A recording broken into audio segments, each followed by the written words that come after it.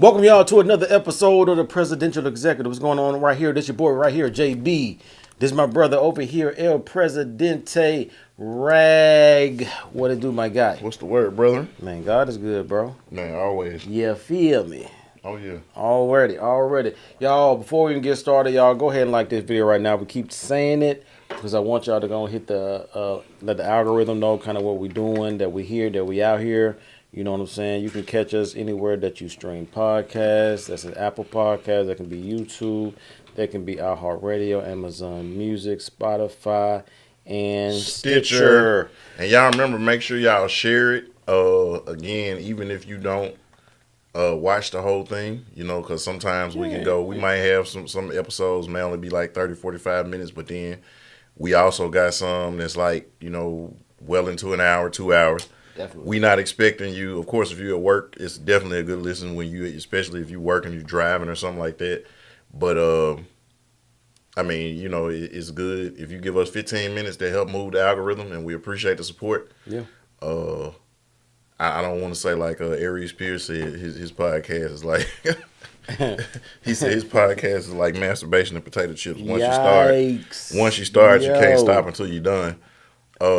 Yeah. I will say this is like one that. you don't necessarily have to watch it from the beginning, but if you go back and you see our growth and progression from like how it started and how it's looking now, I mean, and even just it's not all. I know lately we've been covering kind of a lot of what's going on in the world, but like, I mean, we've got some where we got guests on and we talk about different things, and then we got some where we go in, you know, 30, 45 minutes on just like different topics. Yeah. You know what I'm saying? Like, so, man, it's, again, if you're on a road trip, you're at work, it's a good listen.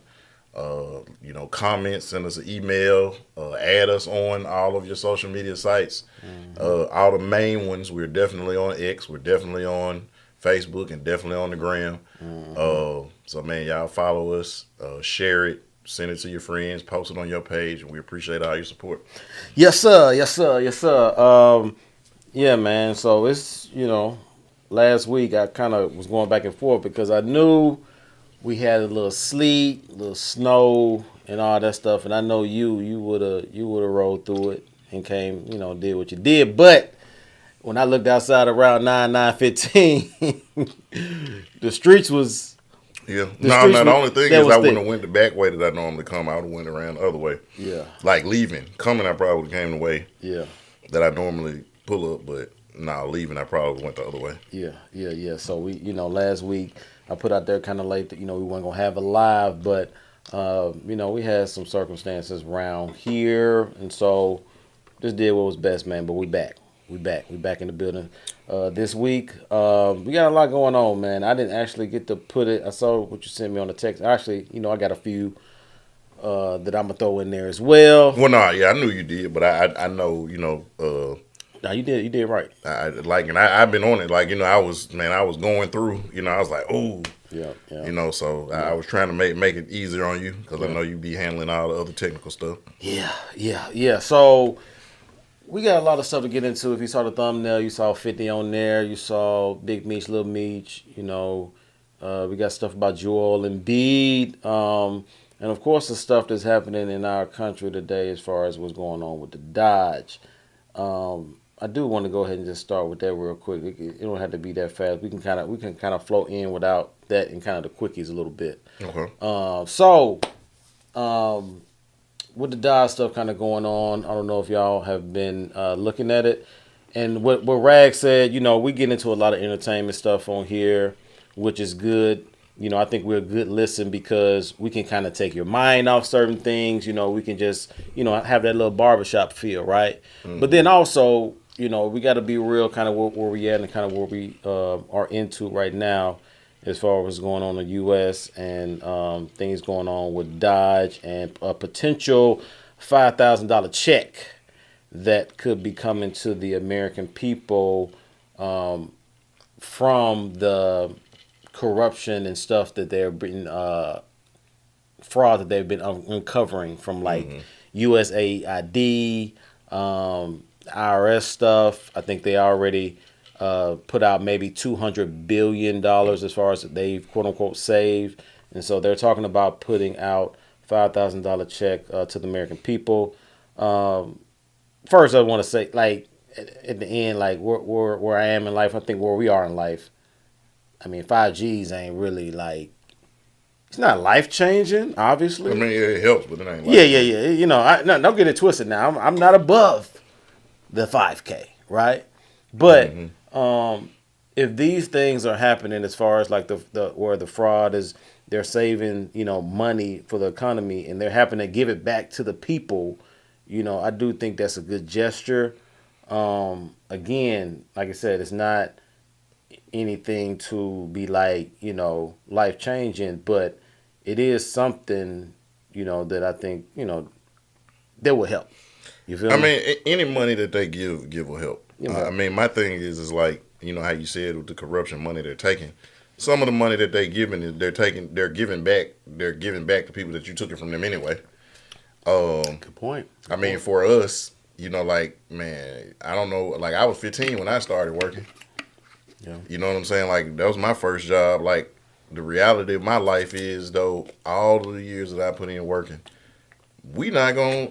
Our parents damn near, depending on how old your parents are, may not get their Social Security.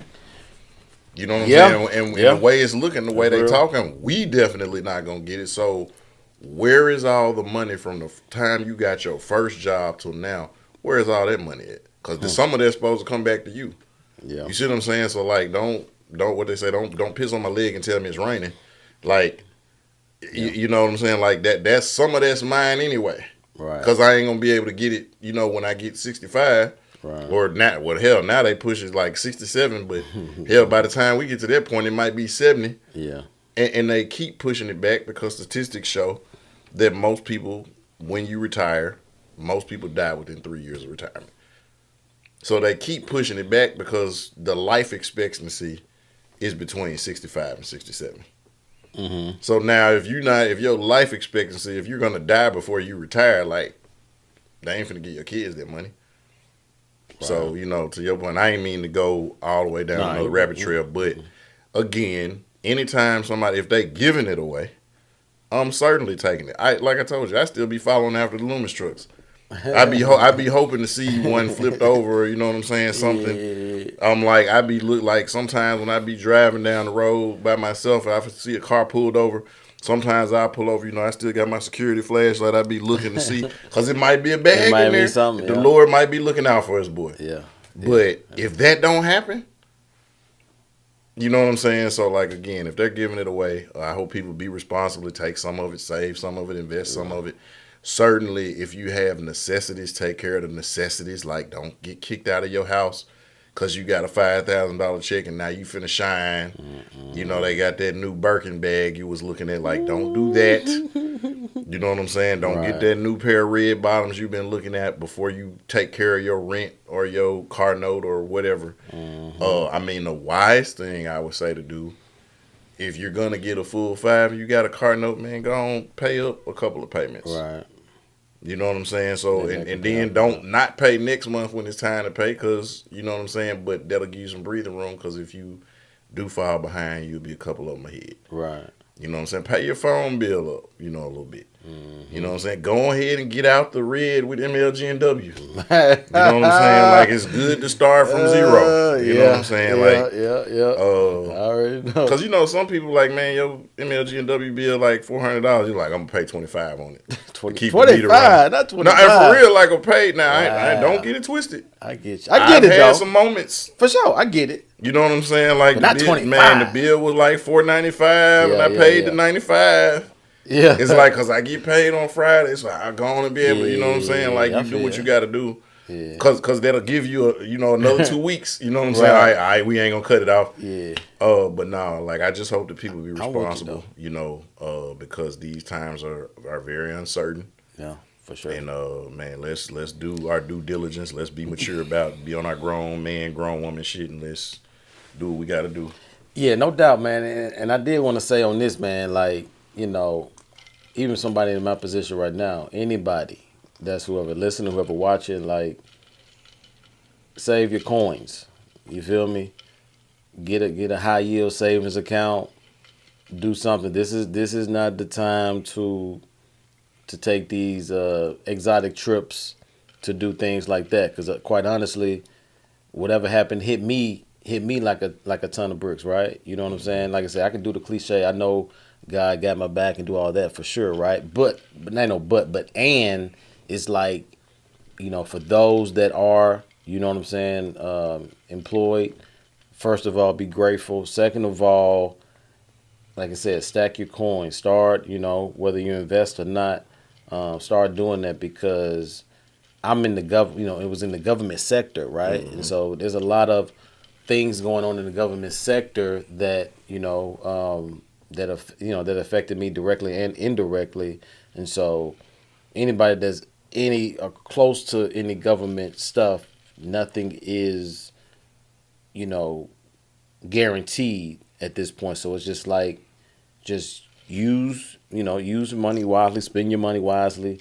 Any extra things you have, do that because I don't know what's gonna happen in 6 months. You know what I'm saying? As far as how certain things are gonna tilt, I think Walmart. I looked one of the things up. Walmart is projecting to spend $200 million less in the for the year, right? So we all know Walmart is like that's the king for a lot of us that we go to and stuff. And so if they're spending $200 million potentially less, what could that mean? You know what I mean? And so to me, that's another good thing that could happen with the $5,000 check because it's going to be put back into the economy and they'll boost it. It could potentially boost it up because when, people like Walmart are projecting to be that much, reduced costs to that degree, you know what I'm saying? It should put a red flag up to all of us and to really just kind of know what's going on. Again, we're going to get into all the movers and shaking and entertainment, but this stuff right here is going to affect everybody, whether that's, a little punch or, a little uppercut, or whatever. So it's going to affect everybody. So it's just like we all need to be, keep our head on a swivel and, be a community, support each other. And, because we don't know what's, how this thing going to look. Right. You know what I'm saying? Over the next 3 or 4 months. I mean, hey, that's why, one reason why I keep my faith in the Most High, I know He always listening. Yeah. So man, pray every day. Yeah. One reason I make sure I go visit the adult beverage store because it don't matter how bad the economy is. Oh yeah, they ain't going nowhere. No. They are always, and they damn near open every day. Oh yeah, they are damn near open every day. Yeah, they have holiday hours, but no, I jest in that. But now, I was just comparing it, like both of them, like the Lord always listens, liquor store always open. That's why those are the two things I'm always have with me. Yeah. But now, man, it just like I said, in these uncertain times, make sure, people you love, you hold them close to you. Look out for one another, be there for one another. Yeah. Check on your strong friends, because we are all going through it, in different ways. One way or the other, bro. I mean, depression is real. And in these times, it makes it easier for people to get depressed. Stress is real, anxiety is real. So let's not sleep on that. And at the end of the day, regardless of whether you lean to the right or to the left, or you like me, you just don't give a fuck. We are all still citizens of this country. We are all still fellow countrymen. We are all still brothers and sisters in that way. Yeah. So regardless of whether we lean one way or the other, we still are neighbors. We still are co-workers. We still are church members. Let's conduct ourselves accordingly and make the best out of, I ain't going to say a bad situation. Let's just make the best out of any situation. Right. Yeah. Good, bad, let's make the best out of any situation. Yep. No doubt. What we got next? We put it there. Man, now you sent me something about, and I saw like Joel Embiid retired. But it was like it was a phony thing because I think it was it a phony thing? Because Shams had reported on it. Shams is like official. Yeah. Now I saw something on X that said it, but I'm not sure because I didn't see anything. I didn't see like ESPN reported or anything like that. But Embiid is actually going through an injury, right? And so he was like he don't think he can be back, to his self. So it wasn't surprising for me to even see that even coming up as a rumor or whatever. But as far as Joel Embiid goes, bro, if you seen the record of the 76ers, Oh yeah, no, they horrible. oh man, I think they like close to 10 games under 500, like 11th or 12th seed in the East right now. So that's Yeah. they're not even in the play-in right now. Yeah, no, they not. Let me see. But it's Cause like when I saw it, I saw the same thing you saw. I did. I saw the same thing you saw. I think it was on.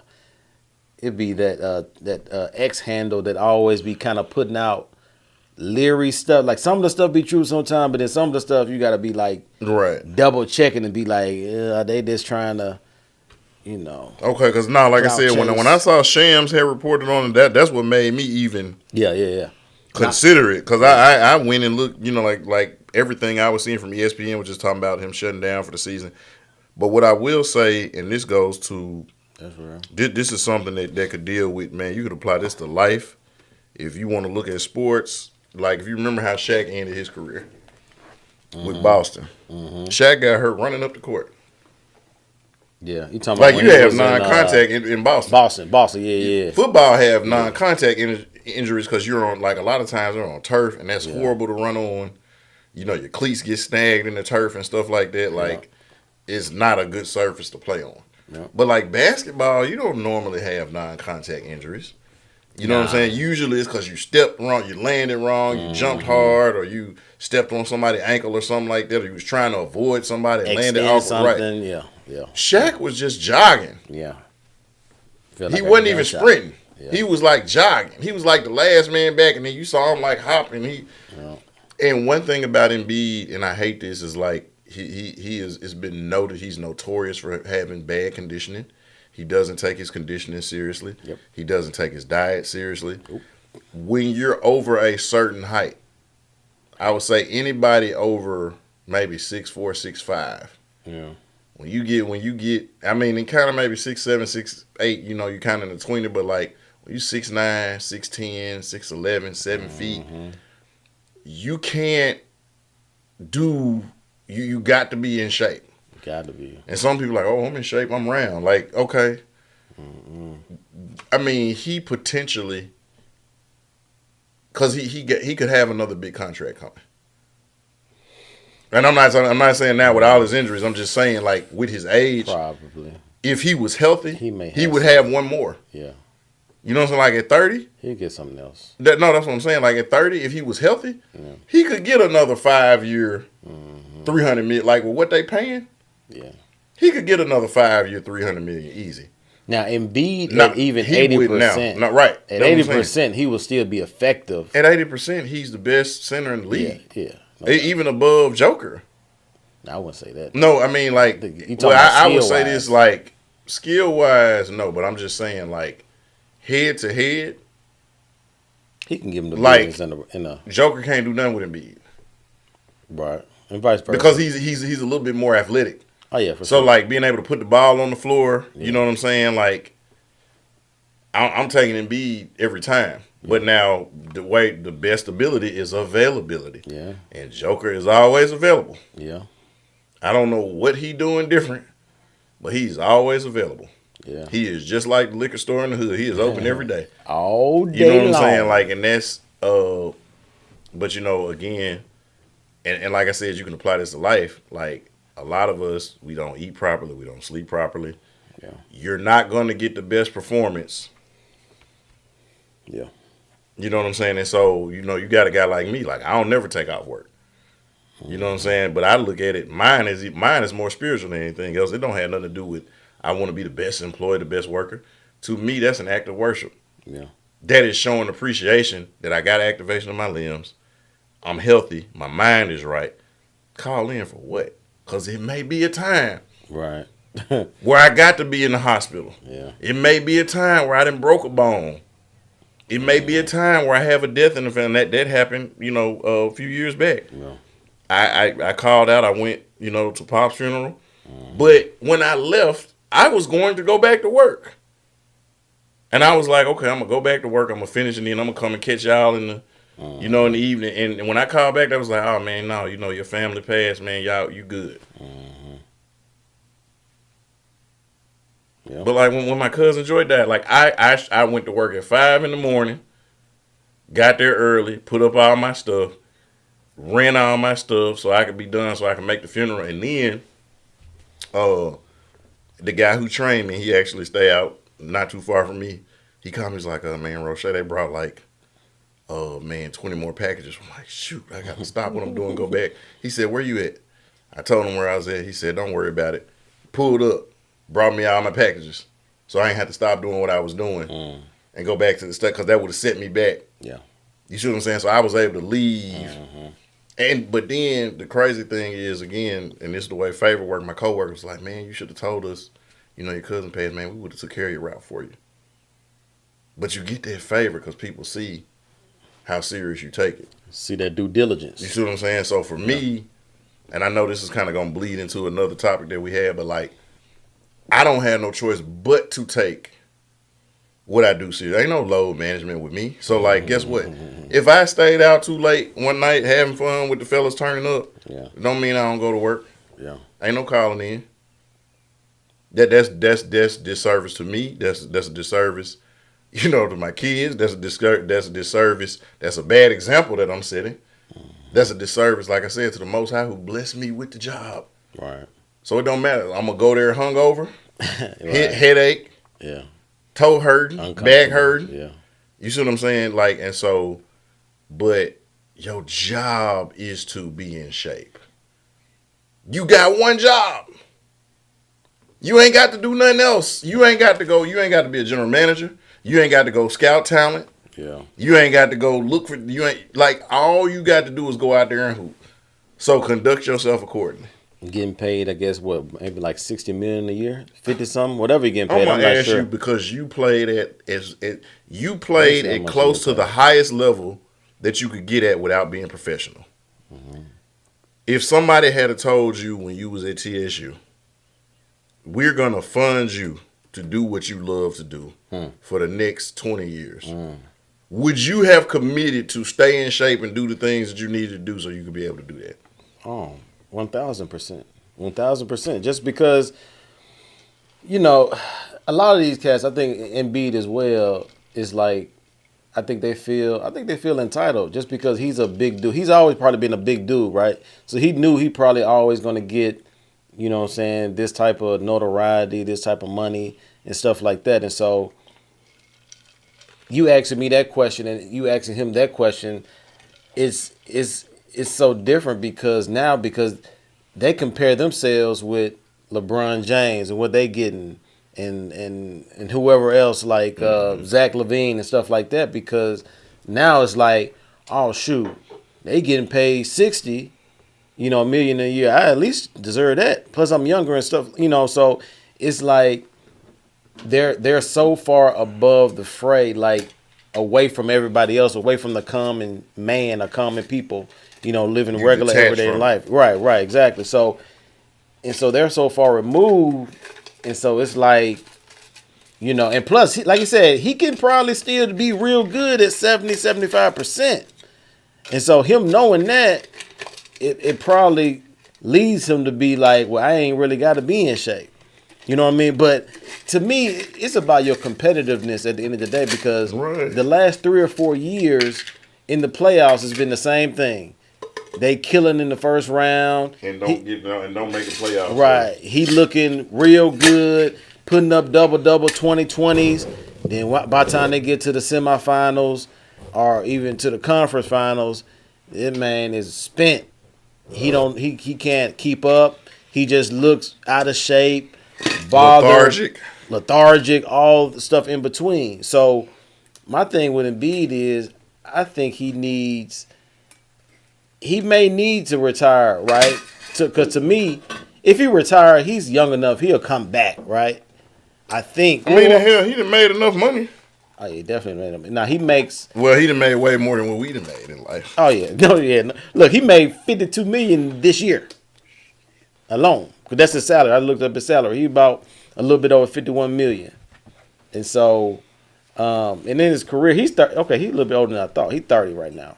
You know, that's why I said at 30. But He 30. again, the way these players are playing, Yeah, he can still 30, get another. like when we was growing up, you know, like the centers, Ewing, Robinson, Brad Doherty, Alonzo Mourning, Shaq.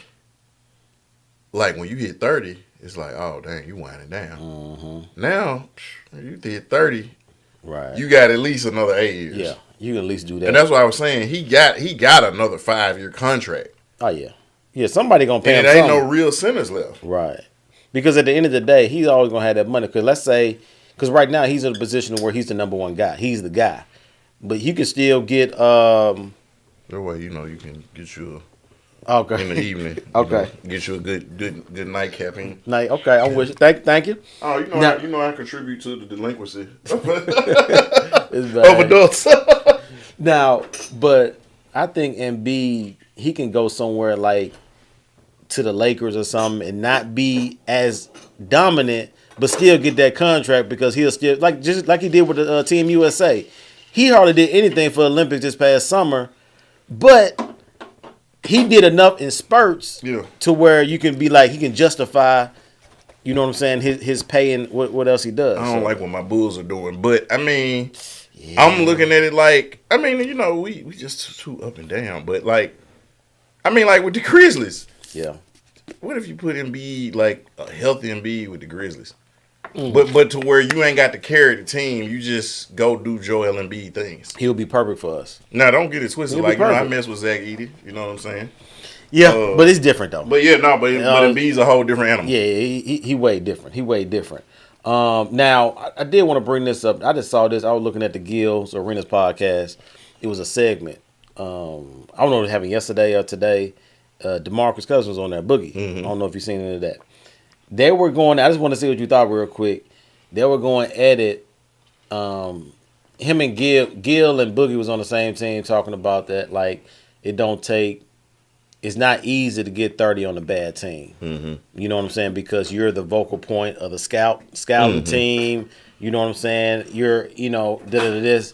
And Nick Young and Shad was like, no, it's I think it's easy to get, you know what I'm saying, 30. You know what I'm saying? Just because you taking all the shots. Who else going to take the shots? Right? Right. And so now they were putting the narrative for the video that, Boogie, got on Shad and stuff like that. But I'm on the side of I think it's easier to get 30 on a bat. Now I'm not saying I don't think it's easy. You get 30 in the league, I don't think that's easy. Period. Right. So to say it's easy, I don't think that's a good word to use. Unless you putting up 30 shots a game. Correct. Yeah. If you put up your field goal percentage is like 30-some%. Right. But I do think it is easier to get 30 on a bad team, vice, you know what I'm saying, being like on a cold I mean, team. in the last league I played in, this was in 2023, 2024, and I literally got hurt the second game I played in. So for the rest of the season league, I was playing on one leg, but I was averaging 11 points a game on one leg. Now, keep in mind, it's the way it went. It's like essentially like 3-on-3, but you got your subs, so like you can sub in out all three, or you can do 2 or 1 or whatever. But like you putting up 20 minutes. So now again, in context, in like a 40-minute game, 11 points ain't all that hot. Right. You know what I'm saying? Like in context. Yeah. Now granted, it's not like I was taking. And I mean, and again, my field goal percentage wasn't bad because I didn't even take 10 shots a game. Like I might have took, 7 or 8 shots a game. Yeah. So my field goal percentage ain't all that bad, but to that point, even on one leg, it was easy because if I don't shoot, there's only 2 other people. Right. So like it ain't no options. You know what I'm saying? Like we gotta shoot. You know what I'm saying? Somebody gotta do it. So to that point, it can't, like, these are the best players in the world. We talked about this when we talked about, like, Brian Scalabrine. And he was playing guys that was D1 guys. He was playing people who do this for a living. And he was waxing them. But he made it to the NBA. He was one of the best at the time when he played, it was only like 350 people. Mm-hmm. He was one of the best 350 people in the world. Mm-hmm. So if you're not even in the top 500 or the top 1,000, you're not finna see somebody who's one of the top 350. He finna eat your lunch. You might get a bucket. Yeah. You know what I'm saying? Okay. But so like to that point, you one of the best 350. You on a WAC team. If you're taking 20 shots a game, 25 shots a game, you're gonna get 30. Just like remember we played in the MUBL league, right? Mm-hmm. And I forgot it was Mike's team, Too Cold. Mm-hmm. Too Cold. I forgot the center name. Light skinned dude. Yeah, I can't. Whatever he was, right? Wasn't that? Now he was one of the league leaders in the league as far as scoring wise. But Too Cold maybe won one game doing the whole. You know what I'm saying? So it's like somebody has to score, right? You know what I'm saying? So it's just like if I'm scouting the team and this dude averaging 40, but they only won 3 games all year, right? I'm just like, just make sure nobody else go off. He can get his 40. You know what I'm saying? We'll try to stop. If he can't get his 40, that's fine. But we can't let these other dudes get double digits. Well, no, and then in the second year, that was, as you know, that was with my team because we only won 3 games when I was coaching. But essentially, y'all was letting Jay Mosby go out every team we played. Let him get his buckets. He gonna get his, yeah. And y'all knew he pretty much could do whatever he wanted to do. Yeah. And damn near every game, he went off. He had between 25 and 30. I know he was in the top 5 scoring. Yeah. In that year. Yeah. He was in the 20s. I remember that for sure. Yeah. Oh no, he was definitely between 25 and 30 every game. Yeah, he was up there. Like, and I remember a couple of them he had like 40 in it. Like he was, but again, he's the one taking the shots. Cause he was y'all go-to dude. You know what I'm saying, right? And so, and I mean, but again, we had some game like I remember. Matter of fact, it was one game he didn't play. If you remember, my guy, they call him Melrose. Derek, the one who was always into it with the refs. Yeah. I remember one game Mosby wasn't there, and he had 20. Yeah. And everybody was like, "Oh damn, we didn't know he had offense." Like, no, but he had to shoot. Yeah. Somebody got to do it. You know what I'm saying? And shout out to my guy D Mercy, but it's like, okay, if I got to have Melrose taking the shots or D Mercy, I'm gonna need you to lock up. Lock up. Melrose gone, hey, Derek's gonna handle it. Yeah. Yeah. You know what I'm saying? And shout out to him because he's still doing his coaching thing. Melrose is he actually made a post about it. But I said Mercy coached other. No, he coached in high school. Darius Melrose, he coached in high school. Okay. He recently made a post. He had a different school now, but man, like again, he had to take the shots. Got to take them. And keep in mind, like I was coaching them when they was in high school. Yeah. Like he was always my defensive guy. You know what I'm saying? Melrose was. Mm-hmm. But like I knew if I had to do it, if you got to shoot, okay. But I know it ain't gonna be as smooth as, you know, Jay Mosby or, you know, rest in peace to my guy Duke. It wasn't gonna be as smooth as when Duke was doing it. You know what I'm saying? Or my other guy, man, shout out my guy Brandon Wheeler. We call him ITJ in the gym. ITJ. If he in the gym, you know what I'm saying? We say it's really his ITG, but we say ITJ. If he because he could shoot, he had a jumper. If he in the gym, he in range. As long as he was in there, he in range. Mm-hmm. Like I had guys like I could rely on, but again, if somebody ain't there, you gotta do what you gotta do. And so yeah, and I like Boogie and them, right? Because I think with anybody, bro, I did want to talk about that. Like I think Boogie was cold. Boogie was definitely cold, right? But he was wasted in Sacramento. Yeah, some of them teams they had in Sacramento, it was just him. Now he had to probably take 20-some shots a game. When they had Rondo, they did have Rondo for a second with that. I was just looking up here, like when T-Mac scored. I don't think he scored about 28, 30 points a game with Orlando. Was killing, but never made it out the first round. But who, like who was on his team? Right? Look, I'm looking at this. This is the 1 year you had Mike Miller. Yeah, Grant Hill was hurt. This year, what year is this I'm looking at? This is 2003, 2004 season. They ended the season 21 and 61, right? Doc Rivers was the coach. T-Mac led the. He didn't lead the league. I think he led them in scoring 28 points a game. The next person was this is the older Jawan Howard.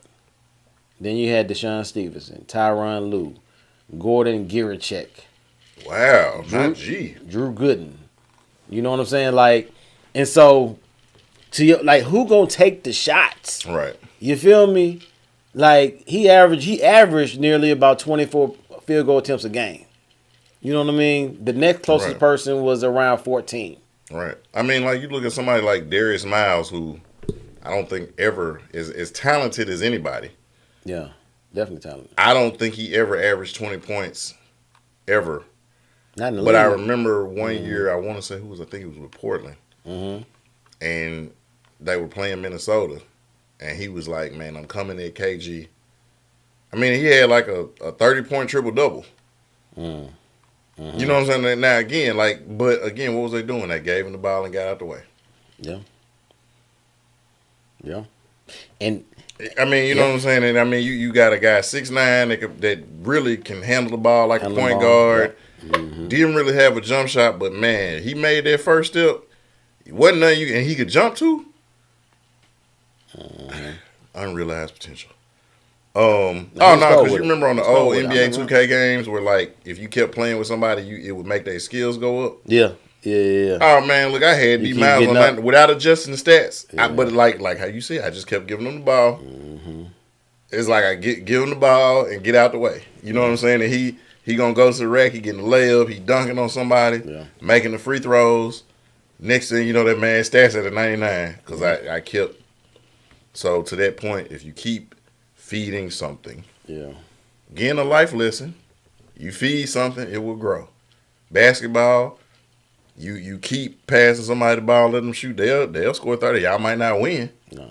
You gonna get a bucket. You're gonna get a bucket. Like and that's cool. I just wanted to see your thoughts about that because I do think, I'm just like, bro, like anybody. Now I won't say anybody. Somebody may score 35 a game, right? Mm-hmm. So, but they're cold. Like they don't make it easy. But it's like you're the best person on the team. Plus the other team is like, I'll give him his 35. They average 90 points a game. You know what I'm saying? Like, so just don't let Keyshawn go off. Don't let, you know what I'm saying, Roche go off. Don't let, you know what I'm saying, Jamal go off. So it's just like they don't double team the best person every time on a horrible team. They don't double. They just like, do what you do. We going to beat y'all straight up. Whatever. Now, what I do want to get into, go ahead and get into this 50 Cent thing, man. 50. Well, actually, no. Let's before we get to 50. You had the nostalgia killing the NBA with Channing Frye.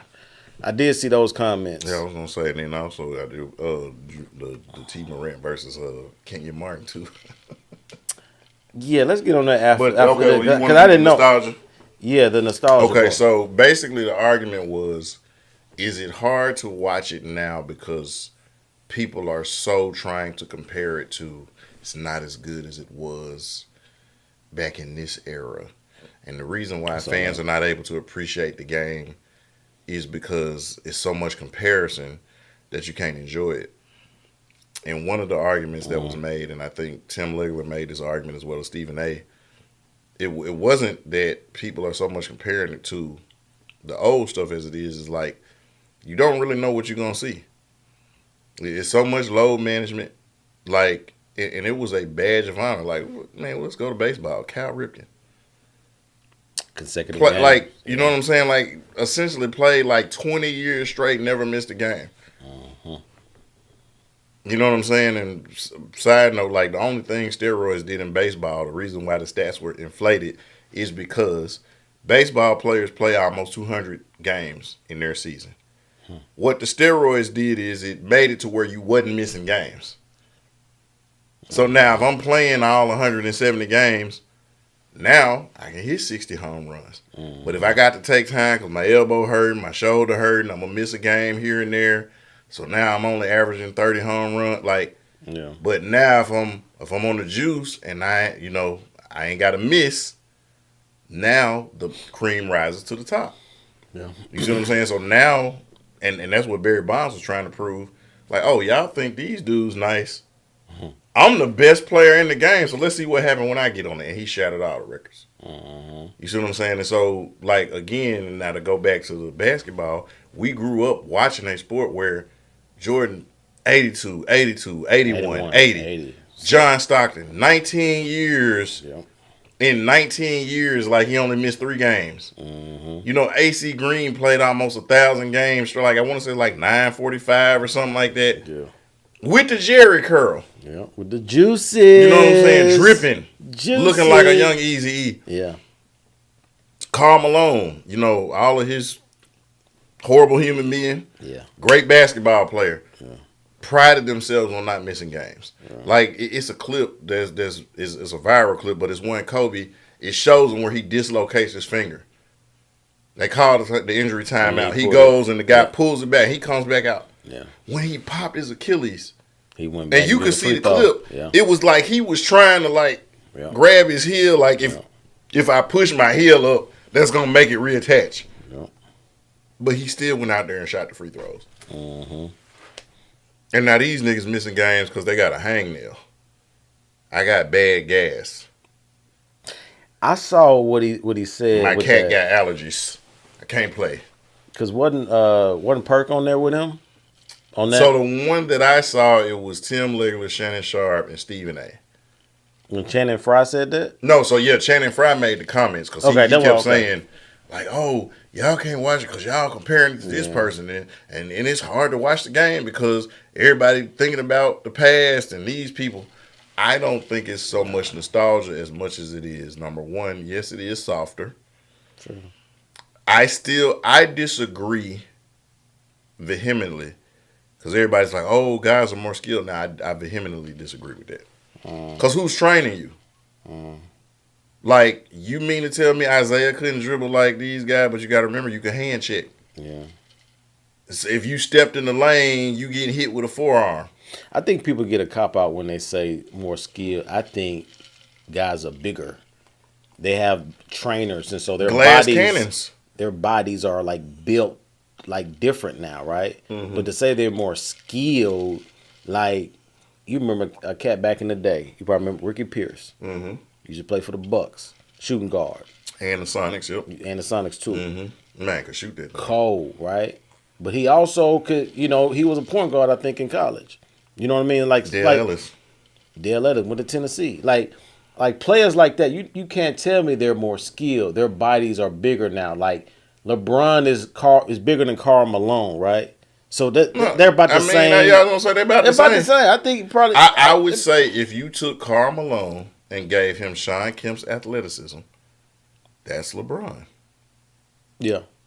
But I think that's the only difference but you got to remember, Sean Kemp didn't necessarily have the bulk when he was younger. Mm-hmm. But when nobody pushing him around, nah, I think he was like he was from Indiana. Like, man, he was country strong. Mm-hmm. Cause he said when he came in the league, like Larry Bird was like, "Oh, you the one that dunked on my brother." Larry Bird had a little brother that played. Oh yeah, that's like, right. Oh, you the one that dunked on my. He said, "Man, Larry Bird gave him the business." Yeah. But they used to call him the man child. Cause it's like he's young, but like, man, we can't move him around like Moses Malone. These dudes was country, like what they call country strong. Like, so now it's like, oh, these guys are bigger. Like, name me right now. Kendrick put out the album Gen X, and the car that he had, it was actually named after the car that's on the cover of the album. Mm-hmm. It's like that's like one of the best cars Buick ever made. Mm-hmm. I guarantee you it ain't 10 cars out right now that's better than that car that Kendrick got. Because right now, if it hails right now, anybody that got a car that's made in the last 20 years, your shit fucked up. You got to get a new paint job. You got to take it to a body shop. Have an old school sitting out there in a hailstorm. Mm-hmm. You ain't going to have one dent on your car. Because cars was made of metal. Now it's fiberglass and aluminum and composite foam and all this bullshit. So, like, people say bigger, stronger, faster. Not really. I mean, and what I'm saying is, it's like, so this is what I'm saying, though. You say bigger. Who is KD bigger than? Who is Kyrie bigger than? Kyrie's a point guard. Mm-hmm. Kyrie about the same size as Isaiah Thomas. No, he but bigger he than Isaiah taller. though. Yeah, he bigger than Isaiah though. Not really. He bigger Isaiah than was solid. Yeah, Tyree kind of wiry. yeah. He ain't bigger than Ricky Pierce. No, I not mean, I'm, Tyree. I'm saying like he ain't bigger than Tim Hardaway. Mm. Tim Hardaway was solid. Like they was Yeah. solid. Yeah, You see what I'm saying? So like when everybody say bigger, stronger, faster, you're talking about one guy. You're talking about LeBron. So now you take D Wade, who's a top 3, top 5 shooting guard. Is he bigger than Jordan was? No. Is he bigger than Kobe was? Mm. What center right now? You take the 2 best right now, Joel Embiid and Joker. Are they bigger, stronger, faster than Shaq, or David Robinson, or Alonzo Mourning, or Patrick Ewing, or Moses Malone, or like Joel Embiid is basically Ralph Sampson without the handles. Yeah. And people talking about Wemby, like go look up some clips of Ralph Sampson like catching a rebound and starting a fast break. I think overall, just those players you name, I got that. But just like overall, like now, it's a 6'8", 6'9" shooting guards, small forwards. Just like that's the prototype. You know what I'm saying? Like when Pippen came in, he was like, "Oh man, that's huge to be Right. So it's more so regular now. Like if you're not 6'8" and a small forward, you like they call you a tweener, or they be like you're not big enough to play the position or whatever like that. You was essentially again, you played at the highest level, and we talk about this a lot. You were able to get a full scholarship. Mhm. And you know, I am probably the worst tennis player in the history. Is that worse? Oh, in the history. In the history. I did not win one match in 2 years of being on the tennis team in Raleigh, Egypt. If you can't hit the ball back, JB, I can beat you. If you don't return it, if it Right. ain't no volley, I can beat you. Right. Soon as you hit that jump back, it's over with. Yeah. I concede. Right. Cause I'm finna embarrass myself. And not to say that I can't return it. Man, when I volley that jump back, it's going over the fence at Raleigh Community Center. not the. I had no sense of direct. Man, I'm smacking the shit out of it. I had no Yikes. sense. I didn't know how to make it curve or do. I ain't had time. Yeah. But now my serve was straight. I had an excellent serve. Mm-hmm. But man, my volley game, my like the in between, that just ain't my sport. Now I had the athleticism, Yeah. but the skill, but I didn't work on it. Mm-hmm. You see what I'm saying? But now if somebody just looking at me serving, I served better than a lot of people that played. Yeah. But that ain't how you necessarily win. Oh, yeah, it's much more than that. You see what I'm saying, right? So, and my thing is like, so now if you watch the games now, nobody's playing defense. Not at all. So I mean, I would look great out there if you just letting me. If I get to come and you tell me, Roche, you get to shoot the ball 20 times. I can go 8 for 20. Yeah. I can go 8 for 20 from 3. That's 24 points. Mm-hmm. If you're gonna let me shoot, I can knock down. If you give me 20 shots, I can knock down 8 of them. Yeah. I mean, You see what I'm saying? And occasionally, if I get a rhythm, you might can even jump at me once I get going. Mm-hmm. And then depending on how I'm feeling that day, if I got in the gym and got some shots up early, I might make 10 or 11 of them. Yeah. But you're not going to tell me outside of Steph Curry, ain't nobody shooting better than Steve Kerr. Ain't nobody shooting better than the original Wardell Curry. Yeah. They used to play for Charlotte and Toronto and those teams. Mm-hmm. I don't think that nostalgia is killing the NBA. I think that we are used to. It's like going to a restaurant that serves. Remember back in the day, they always used to say KFC 11 herbs and spices. But then when they start removing some of them herbs and spices, it's like this chicken tastes a little different. Oh, nostalgia is killing KFC. No, Yeah. you introduced us to a product, and we fell in love with the product. We done made y'all billionaires, and then now you change the product, but you're trying to tell us it's the same thing. That's where I'm at with it. Because I heard like he made a few good points when he was on there. Because Perk was on the podcast with Channing Oh, when he said Channing, that. Channing Frye. Yeah, that's what I was thinking. I think he One of was my love Arizona. He used to play Channing Frye. Used to hoop for the Arizona he did Wildcats. he did. Now I think that's just SBS just because Michael Jordan, Kobe Bryant, all those cats like that, like you said, once you grew up in that era, you grew up watching them. You grew up watching. You knew he was gonna play every night. WGN. Mm-hmm. I'm watching it. You know what I'm saying? We knew Jordan was Yeah. gonna play. It wasn't like with the Grizzlies. Man, is Ja gonna play tonight? All right, you don't know. Toby, he a big Ja fan now since he's playing ball and stuff. So he asked me, is Ja playing tonight? I'm literally like, I don't know. You know what I mean? I know we'll know like Right. kind And of you like the damn near last gotta minute. get season tickets just so you can catch them. Because if you only got 1 or 2 games out the year, you might be able to catch them at the beginning of the season, the end of the season. But both of those games, he might not play. Yeah, and so the difference in the game now is you trying to sell people on Jason Tatum, on Ja Morant. I hope not Kawhi Leonard. No, Yeah, no, because I mean, ain't no it's telling over. what he gonna do. Anthony Edwards. Anthony Edwards said he don't want to be the face of the league. Well, but and the crazy thing, the person wanna who be don't want around to be there. in the face of the league, you damn near gonna see him every game. Yeah, yeah. You gonna see As you Ant. should.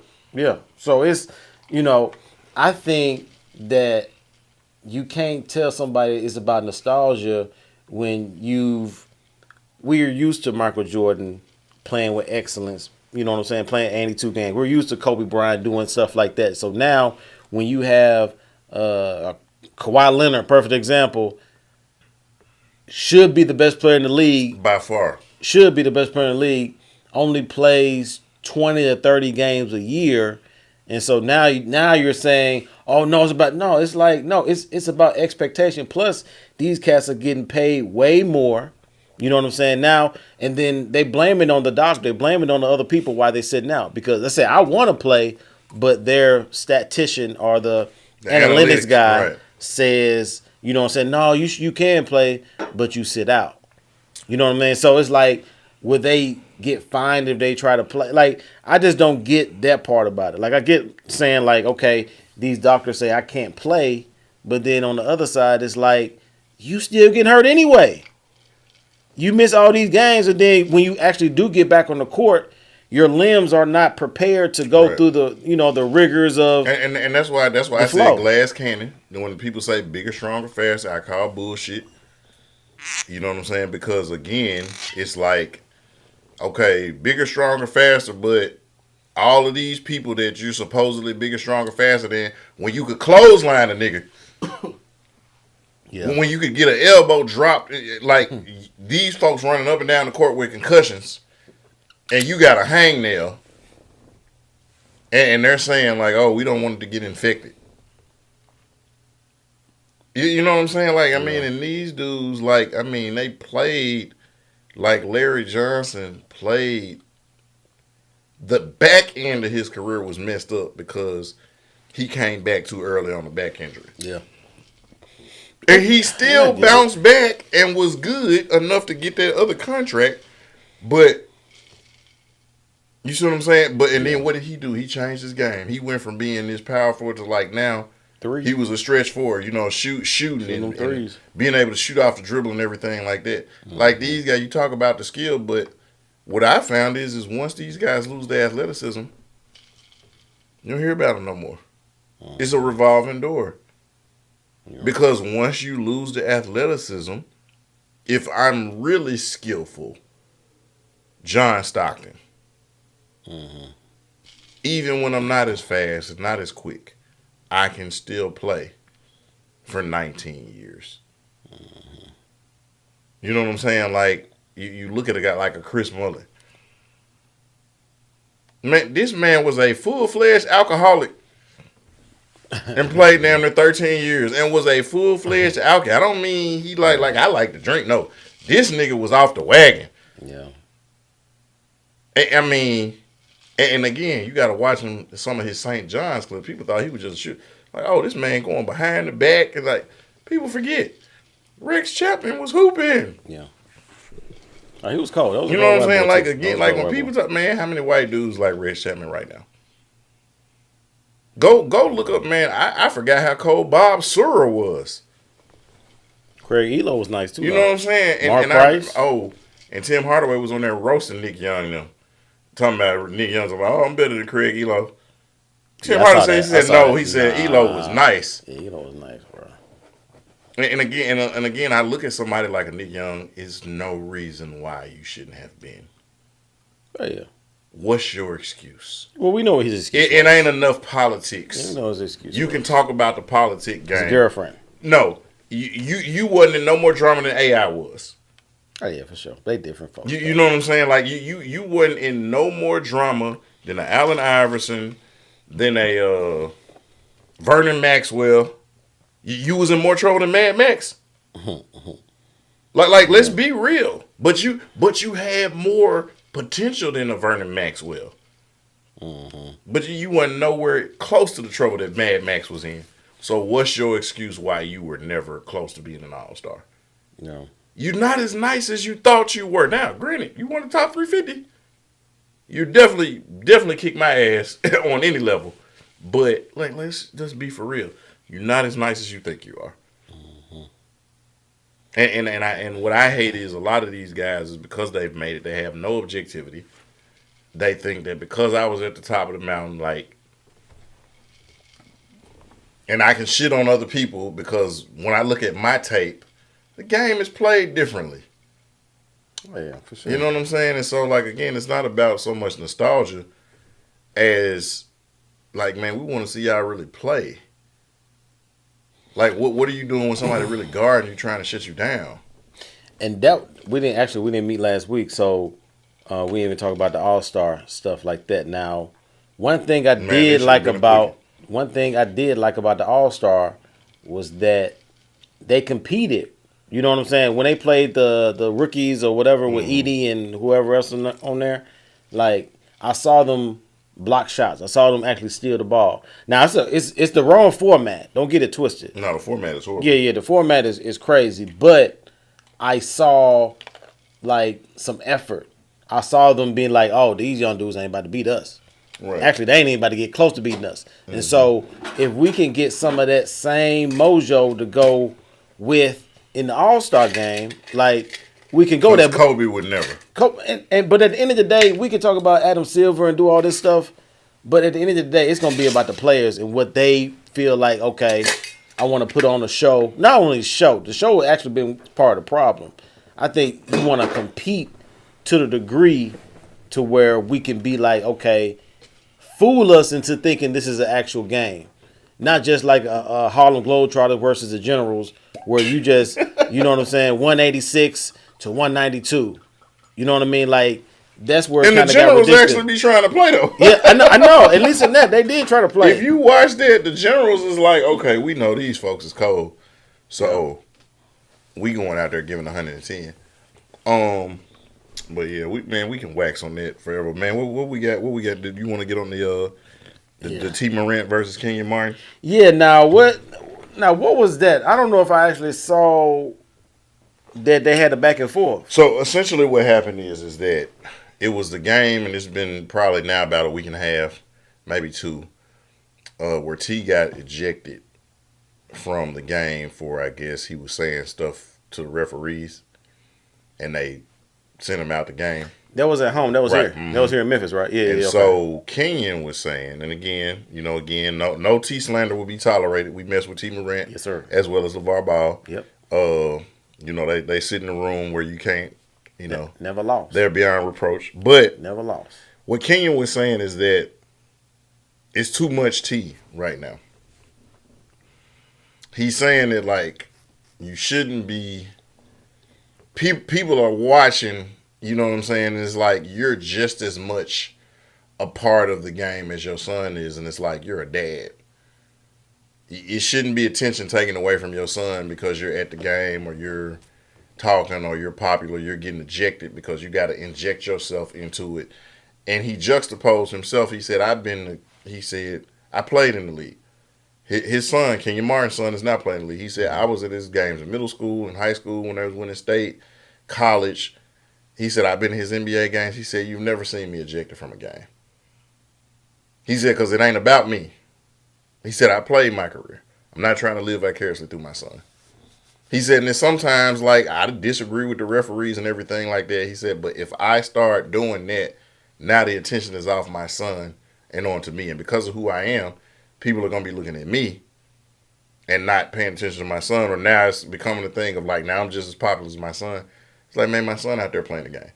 Okay, Okay, I didn't really. Maybe I knew he got kicked out, but I didn't know Kenyon's commentary on it. First thing first, what the elephant in the room is, Kenyon's son ain't getting in the game like that.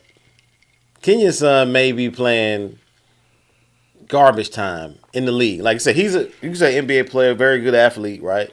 But I think to compare Kenyon's experience in the NBA to Ja Morant's and T. Morant's experience are two totally different things. Because Kenyon, again, if you're in the NBA, like he may get in during garbage time or just may get in spot time here and there to where it's not really comparable. You know what I'm saying? Ja is in there in crunch time. He's in there 30 plus minutes a game. And plus, like I said, they're two different people. Right. Well, I mean, so like, I'm not gonna lie, and I was on the side of Kenyon. And keep in mind, you know, from the time since he been in Memphis, like I've been a T fan. I used to deliver mail to their house, you know. But when he said it, it made me think like, okay, when you're doing that, it's almost like, and you know, because you know, like your boys are playing, you know, Little League and stuff. It's always that parent in the stand, and you're looking at them like, dude, shut up, like let the kids play. Correct. You know what I'm saying? Like, okay, yeah, we're all fans of the game, we watching, but you got to recognize you got a star player, you got a higher profile. You know what I'm saying? Like, and you don't want to draw attention to, especially with the controversies and stuff that he's been having and everything like that. Yeah. Appreciate the game without bringing it to you. And he brought up LeVar Ball, and he said as much as LeVar Ball talked outside of the game, he said, when have you ever seen LeVar get ejected from one Alonzo game? And LaMelo's been an all-star. You've never seen him ejected from one of their games. And he talked more than everybody. LeVar talked more than everybody. But when they on that court, when he's in the stand, like he in the press box, you know what I'm saying? Like you don't even damn near know he at the game. Like, he at the game, but he in the press box, he hamming it up, he doing what he doing, cause now it's about them. Like, y'all are the stars. I did my work on the front end. This y'all show. If they want to interview me and talk to me, have me come on Sports Center or First Take or whatever, or Undisputed, like I'm gonna come on there and I'm gonna pop my stuff out. But when y'all on the court, I'm gonna do that. Cause the story became bigger when he got ejected. The story wasn't even about the game. The story was about him being removed from the game. And so now it's like, now you got all this attention on you, as opposed to where it should be on your son, his team, and all of that. And now you've become a story when you should just be a spectator and be enjoying it. And so, and I'm not gonna lie, like I've been in games and stuff, like, you know, I mean, granted, you know, man, without a good, but like I'm one where I'm gonna tell you, like, hey, do this, all right, come on, like I'm gonna be talking to my child, like I'm not gonna be. The only time I got in trouble with the referees was when I was coaching. As a parent, I've never gotten in trouble with officiating because, again, having, I guess maybe in my experience is different, having refereed and stuff like that. I know how hard it is. You running up and down the field or the court, and you got to make calls, and you got to be objective, and then you got to, you know, you can't get caught up in the game because sometimes you see a good crossover or something, and you want to be like, ooh, but it's like, no, I'm refereeing. But I know what it's like on both sides of it. And so one thing I appreciate about my dad when I was playing, my dad was never taught. You didn't know my dad. Like, I knew my dad was at the game because he was talking to me, but my dad was never talking to the referees. And so, like, and there was times I got clothesline, I got knocked on my butt. You know what I'm saying? Like I got fouled and they didn't call it. My dad never talked to the referees. My dad was telling me, get up, keep playing. Man, shake that off. After the game, like, what could you have done differently? How come that happened? So that made me be more aware. I was never put in a position where I had to be looking over here like, oh, there go my dad again, y'all. And keep in mind, to your point, like it was some parents who like had Kenya's experience, like their kid wasn't playing, and they were doing more talking like you act like your kid the superstar or something, you know. Um, Now I will say this: when it comes to T. Morant, I met him. I think I went, when I went to the playoff game for my birthday a couple years ago. I met him. Like he be lit, literally, like not just naturally lit, right? He was at the bar. You feel me? T get down. You feel me? T come on the show, yeah, T. We yeah. want you on the show. Yeah, come through, T. Somebody watching it, y'all share it. Send this to T. We want you on here. T. Morant, he be lit. Now I'm not even excusing because I remember that game, right? I remember when he got ejected. But I will say, other than that incident, that's why I probably got an issue with what Kenyon said.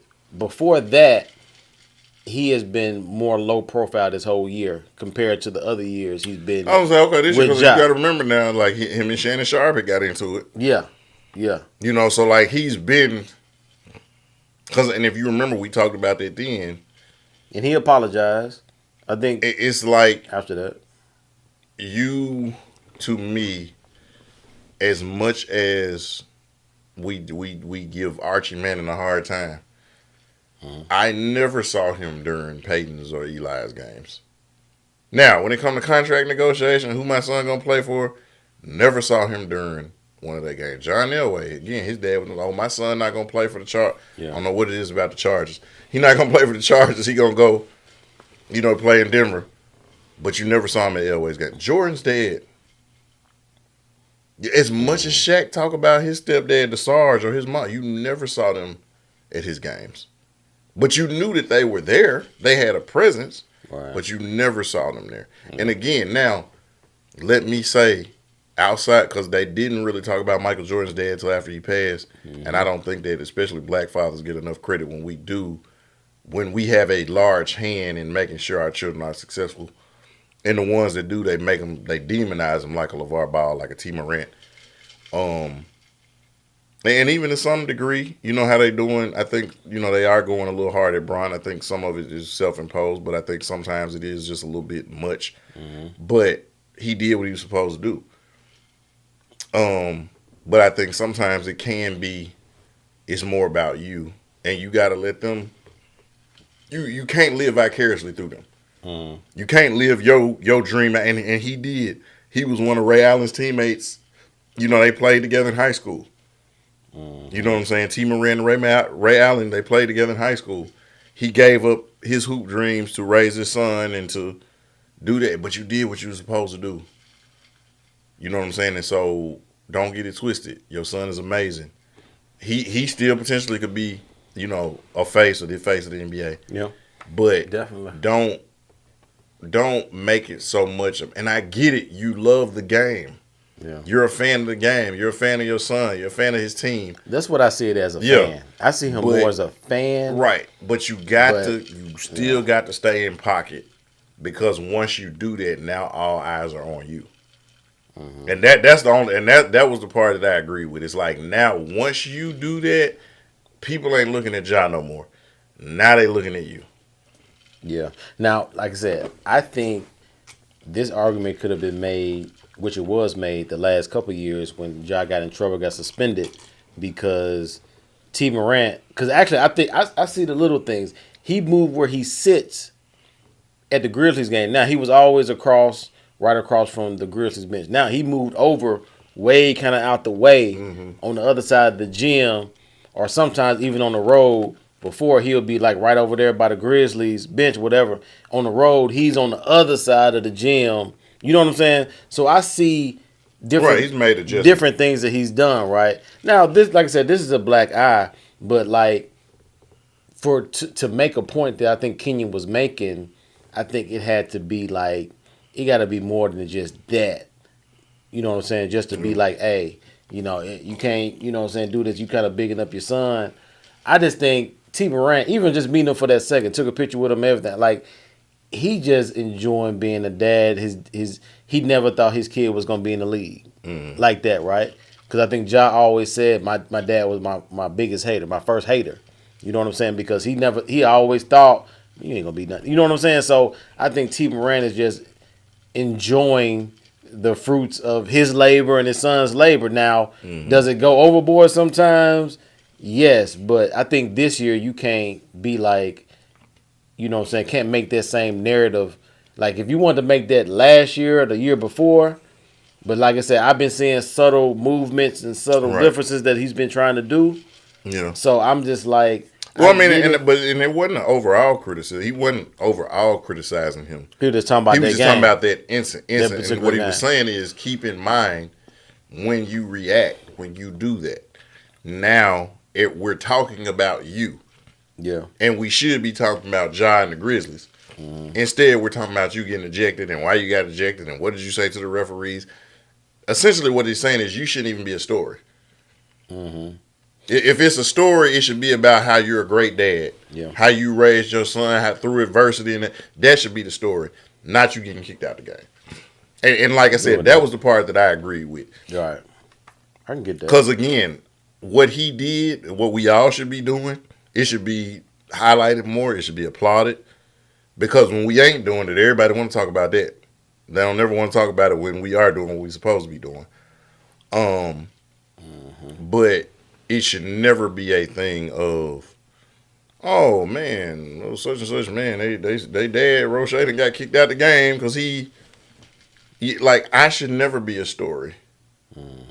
You know, other than after he dropped 20, he came by and gave me a high five because he saw me sitting courtside.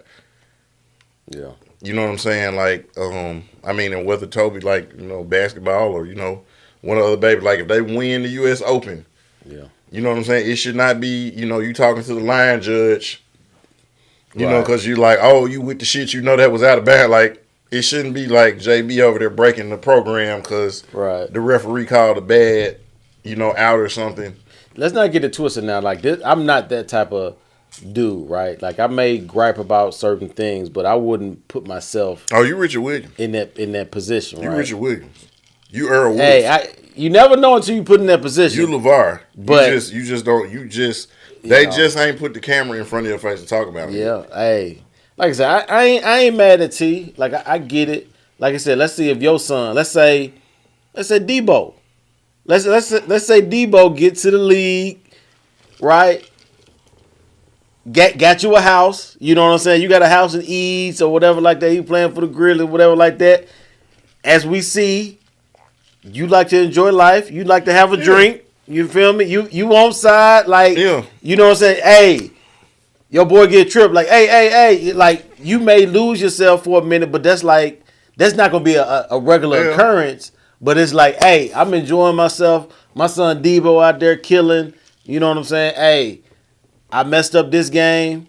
You know what I'm saying? But like, hey, I'm enjoying the frugal. I ain't never think he was gonna be here.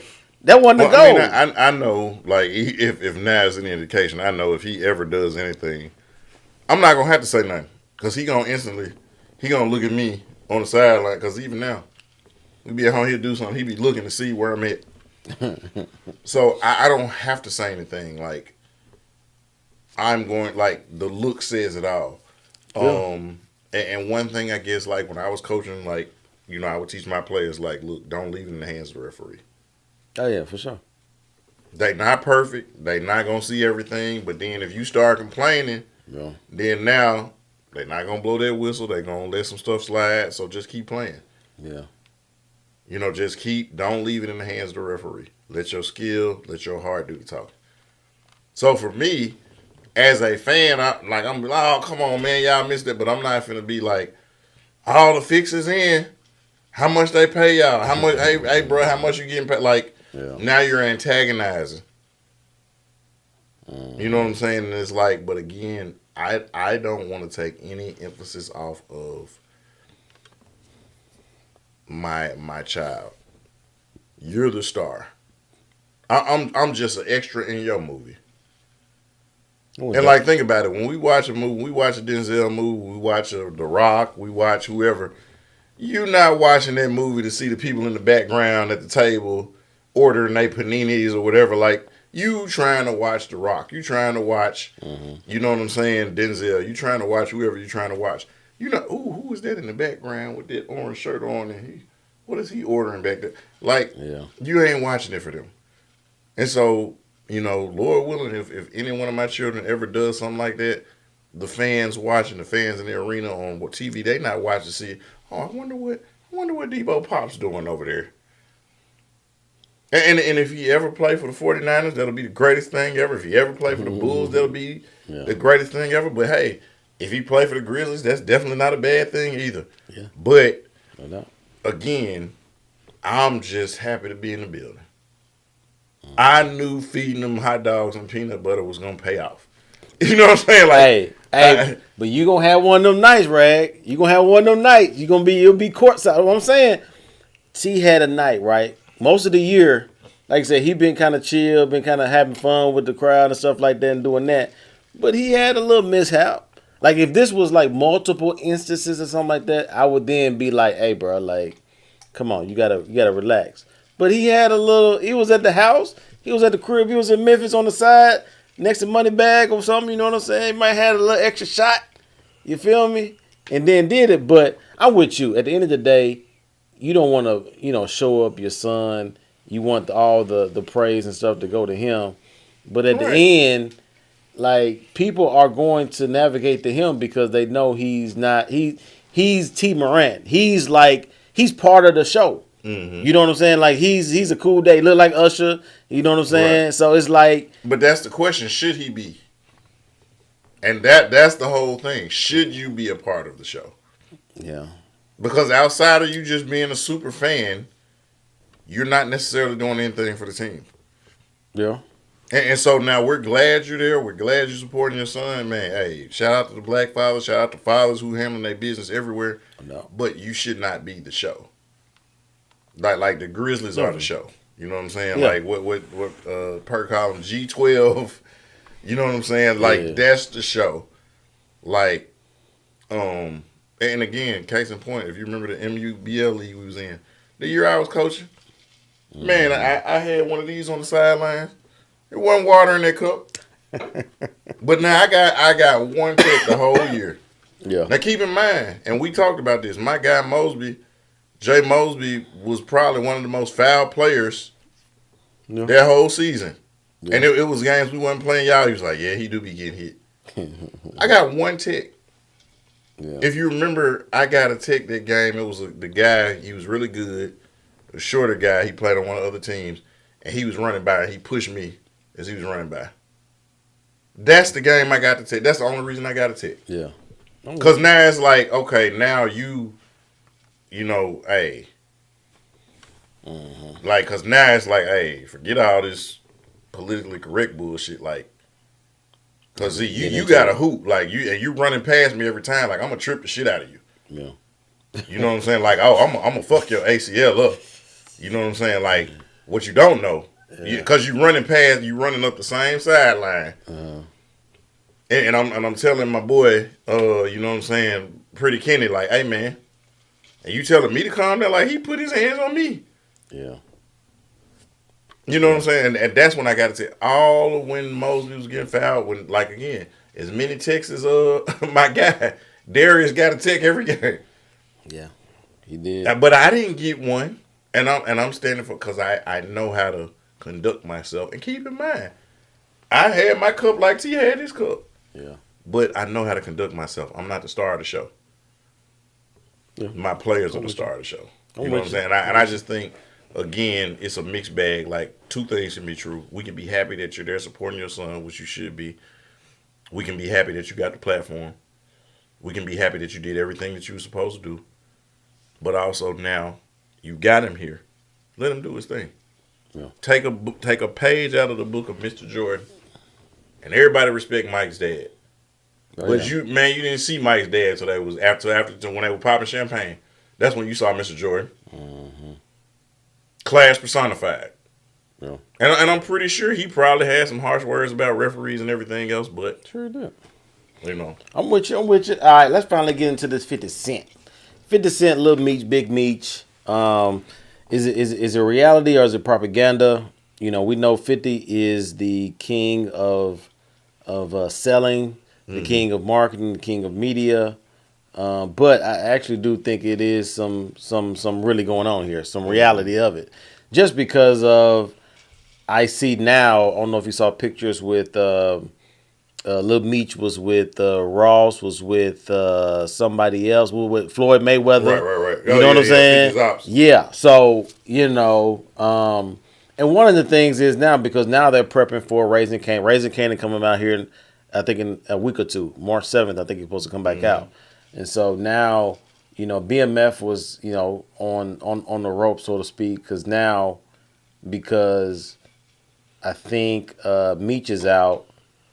So now the thought was when he first came out was like, okay, Meech is out, him and 50 about to do a documentary, maybe a movie. Yeah. You know what I'm saying? Because he was always talking about, when he gets out, we're gonna do some work. Right. So now Big Meech needs some money. You know what I'm saying? Because when you in jail, Yeah. Now he lost everything. yeah, you don't have what you used to have. So now it's like a rapper reach out, Rick Ross. Hey, look, bro. I appreciate whatever you made a song about you. Right. You know what I'm saying? Here, I got some racks for you. You know what I mean? And so he ended up taking a picture with him, and then now 50 Cent is just you would say in his feelings, but really he just being 50. You know what I mean? Because that is his ops. You know what I'm saying? Rick Ross, and so him being with Big Meech. Seems like a conflict of interest. And then he shared the text message Lil Meech sent him, talking about, it ain't really like that. You know what I'm saying? He was just trying to help my pops because, I can't help him out until I get my next check from the BMF show. You know what I mean? So I do think it is some smoke there. I don't think it's just propaganda, him trying to big up the next BMF thing. Because like I said, right now it's Raising Canaan. Right. If BMF was coming out here in 2 weeks, I would then be like, hey, man, this is all kind of setting up to really kind of watch the show, kind of see what's going on. But since there's no timetable for BMF right now to come out, and Raising Canaan is, Yeah. I think it's some smoke. I think it's some smoke. Yeah, and I mean, hell, after that last season of Raising Canaan, thought my nigga Omar Epps was gonna be on there for a lot longer. No spoiler. Yeah, definitely. I'm still holding out hopes that Mekhi Phifer will be in the Powerverse somewhere. Man, you gotta have him. I mean, like him and Bokeem Woodbine, like. So the three people that's missing from the Powerverse is Bokeem Woodbine, who was the brother from Jason's Lyric.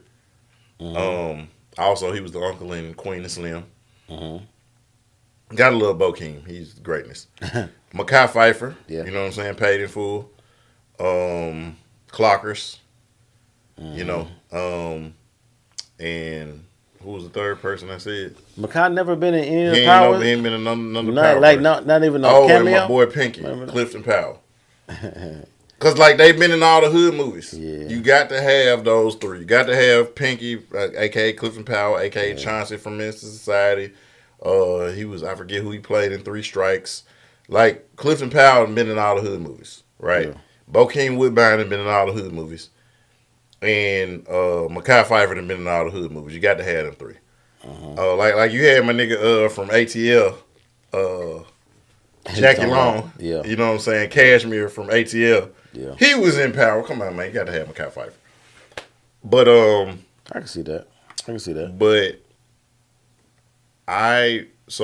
I'm torn because I love 50. Yeah. I remember when 50 came out with Get Rich or Die Trying. Like I had 50 Mania. Yeah. Like that first week, I was a part of him themselves. I bought the CD twice. Yeah. Me too. You know what I'm saying? And I mean, I'm talking about, man, I'm bumping Many Men in the Club. I'm bumping PIMP. I'm bumping 21 Questions. You know what I'm saying? Like I'm on it. Yeah. I'm listening to, I bought the 8 Mile soundtrack because 50 was on it. You know what I'm saying? I still got that junk. It's in my playlist right now off the 8 Mile soundtrack. I got places to go. I got people to see. The penitentiary. Like I had 50. Man, I love 50.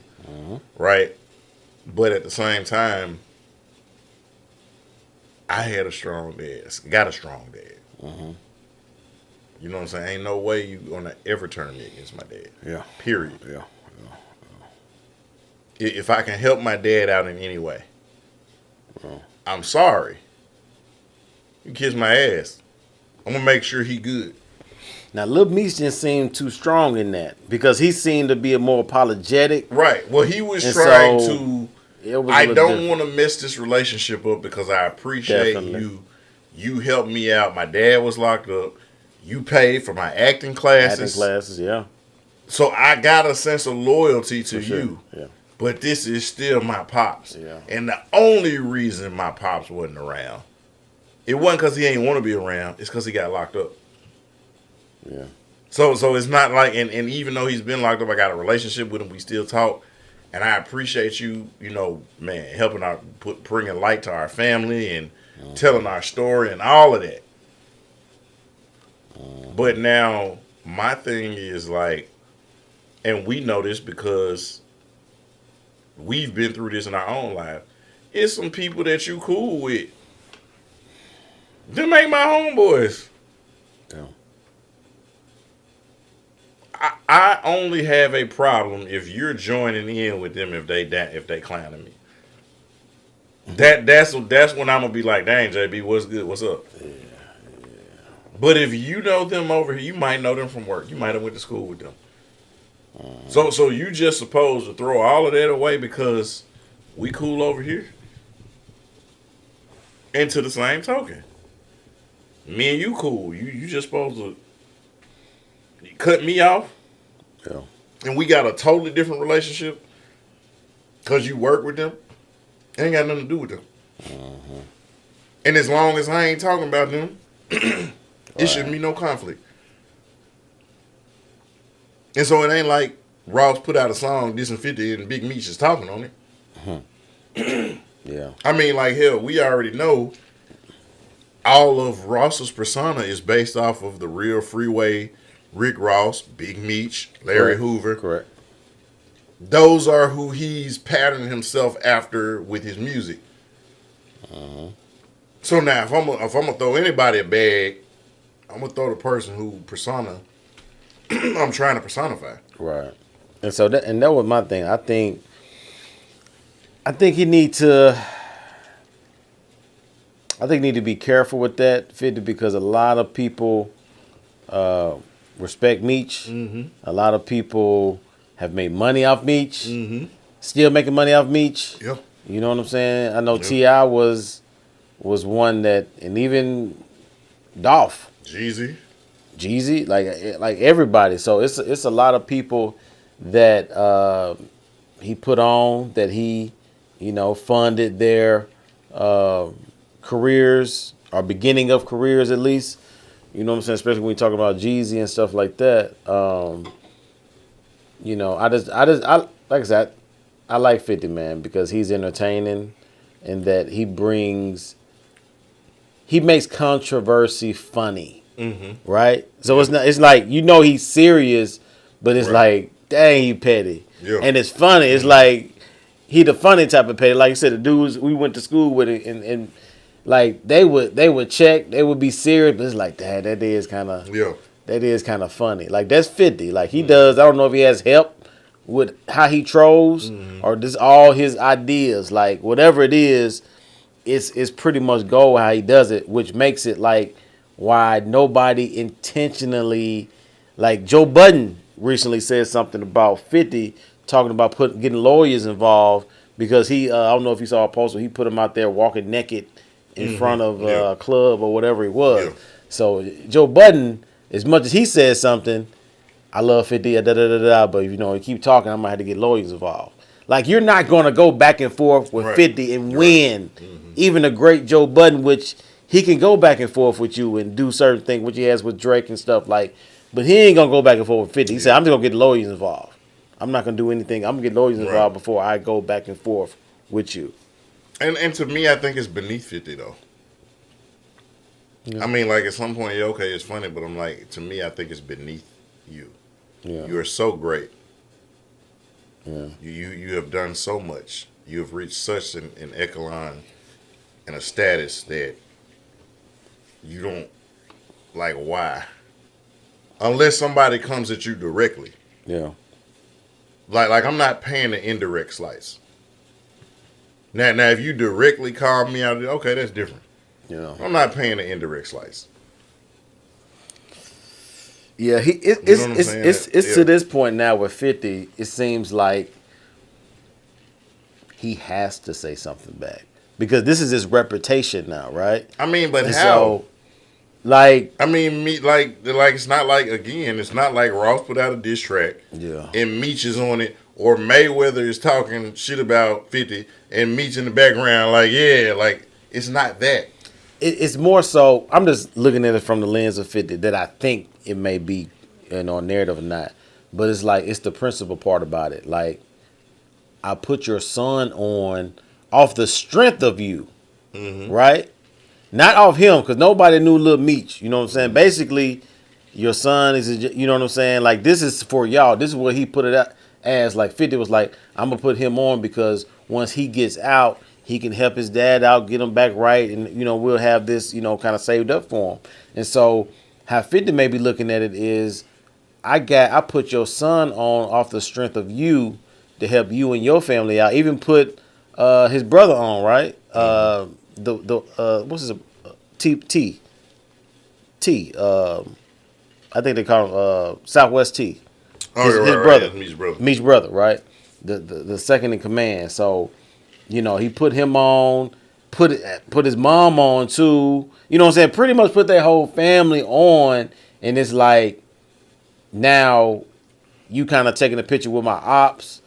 Like 50 probably looking at it like, look, bro. I Like, get it, but like my it beef is. ain't necessarily your beef. You got Tony Yayo. You have the most loyal. If everybody had a Tony Yayo, the world would be a better place. Yeah. Cause guess what? It ain't nothing like 50 can go. 50 can be on some OJ shit. Like you can give 50 a knife in 5 minutes and it's over with. And Tony Yayo gonna be like 50 didn't do that shit. Yeah. Now he loyal to Like it, no, and Tony Yayo talks about the Most High and everything like that. If Tony Yayo win an award, he gonna thank 50 Cent before he thank God. Probably. I'm just Probably saying, so. like, and I'm not saying that to be facetious. Like No, Tony I'm with you. Yayo is loyal to. He is the definition of a ride or die. He's the definition of I got your back. I'm rocking with you no matter what. Whatever you say, that's what I'm on. I don't need nobody else if I got a Yayo. Yeah. You know what I'm saying? Like again, like I mean, for real. If I'm now I am being facetious, but if 50 Cent walked through hell to go slap the devil in the face and call him a bitch, if he got Tony Yayo with him, my money on 50. That's all I'm saying. Like you got a real, and I'm not saying it because I think Tony Yayo has got supernatural powers or something. But when you got somebody that is that dedicated and devoted to you, Yeah. you got ride or dies around you. You know what I'm saying? Like this man just got out. You got to remember, Lil Meech. While you put him on, or whatever, it wasn't like you was paying him generational wealth. You got him at a discount price because he don't have it ain't like that's John David Washington, Denzel's son, or Idris Elba's daughter, or Martin's kids who acting, or Will Smith's son who acting. It ain't like you come from that pedigree. You come from nothing in terms of the acting world. So you're getting him at a discount price. So now while he's making more than we making, you making that, but you're hanging around people who are of a certain tax bracket. You feel the need to keep up. So now if JB got on some Balmain jeans, I gotta get me some. Oh, JB wearing some Cartier shades, I gotta get me some. Oh, JB got on a Richard Mille watch, I gotta get me a Richard Mille. He's young. He's doing that type of thing. Right. It ain't like, okay, every time I get paid, I'm stacking up for pops. Yeah. And so now, like I said, I'm gonna give him some money, but I gotta wait on the next check. Okay, well, when Meech got out, you didn't cut Meech a check. No. But now this man who's been locked away for almost 20 years gets out. And it might have been, it might have been 20 years. It was 2025, like maybe 2005, somewhere around that time. It's been almost 20 years. Like if I get somebody it. wants to, they giving it away, Yeah. and all I got to do is take a picture. This is not the Get Rich or Die Trying movie. This is not Out of BC from Oz saying, "Hey, take a picture with me." This is not that. You remember that? Get Rich or Die Trying. Come on, man, take a picture with me. Picture's like, Right. no, I'm straight. I ain't taking no picture with you. Like that's how he acting. He's acting like his character from Get Rich or Die Trying, where he didn't want to take the picture with Out of BC from Oz. Yeah. Cause like I don't know what the obsession was with dude trying to take a picture with everybody, but like, and it's the only reason why this is fresh on my mind is because I just recently last week watched Get Your Rich or Die Trying. Oh wow, really? Oh yeah, I rewatched it Yeah, again. I hadn't seen it in a while. okay, I got you. And Terrence Howard stole the show in that movie, by the way. Yeah. Cause I'm always right, even when I'm wrong. I'm right, cause I might be right, but I could be wrong, which means I'm right. I love it, but Yeah.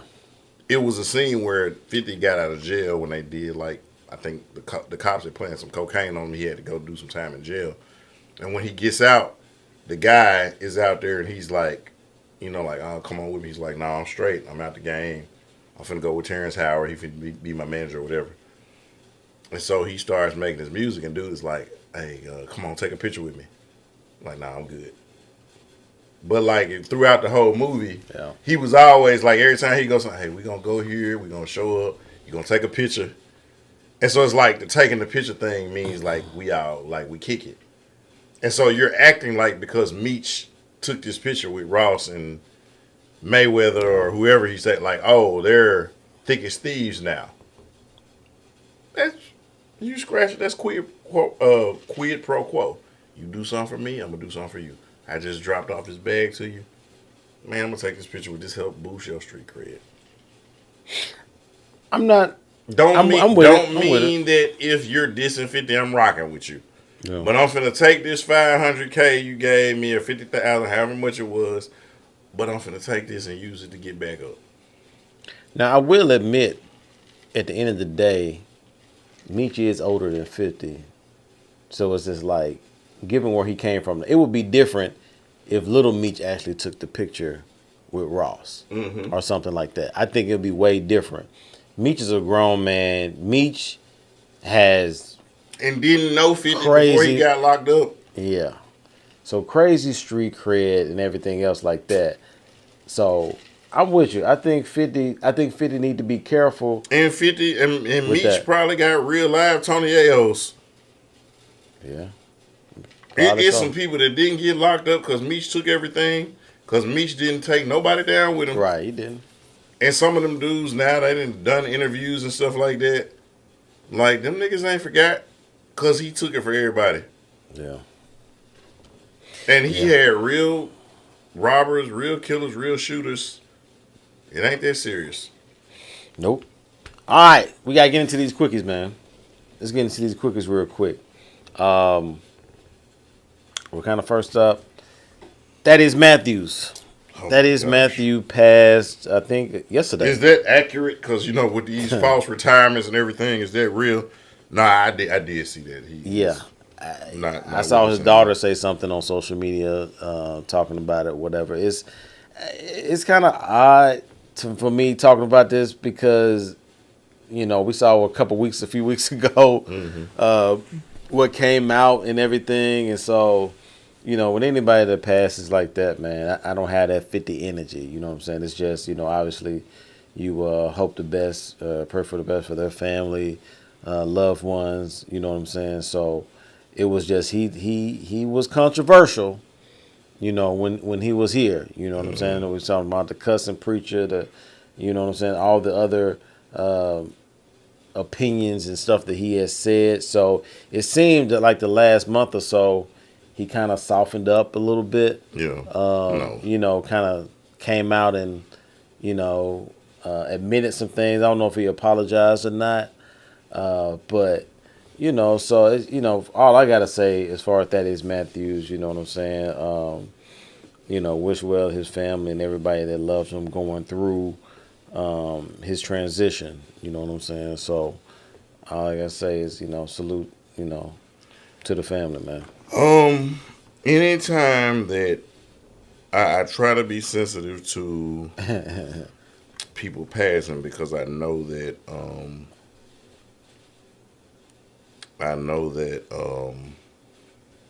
when you have somebody close to you that goes, it's not about what we think about the person. They got children, they've got brothers and sisters, they've got nieces and nephews, they've got Yeah. god kids, they've got friends.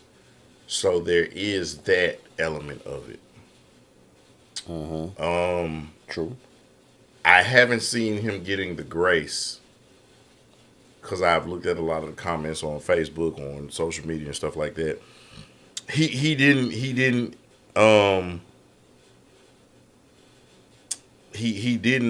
give a lot of grace to people himself, and so now I'm not surprised Nope, nope, nope, nope, nope. that he's not getting some of it back. Right. And that's the part that I did mention that, I think you said it maybe, I don't know, off camera, on camera, it was like, I think 50 with Irv Gotti. Right. Him Yeah, having yeah, him exactly. having that same energy. Right. Keep it up. Keep that You know what I'm same saying? energy. So it's just kind of like on this, you can't be mad. Like that's not pretty much what I'm on, but I cannot really be mad at other people that bring up certain things that he didn't show grace for or didn't have any for. You know what I'm saying? And so it's just kind of like, okay, he passed. That's don't wish Right. that on nobody. But am I messed up about it? You know what I mean? Like nah. So I feel you. I feel you on that. I mean, and again, like I said, it's just sometimes it goes back to this thing of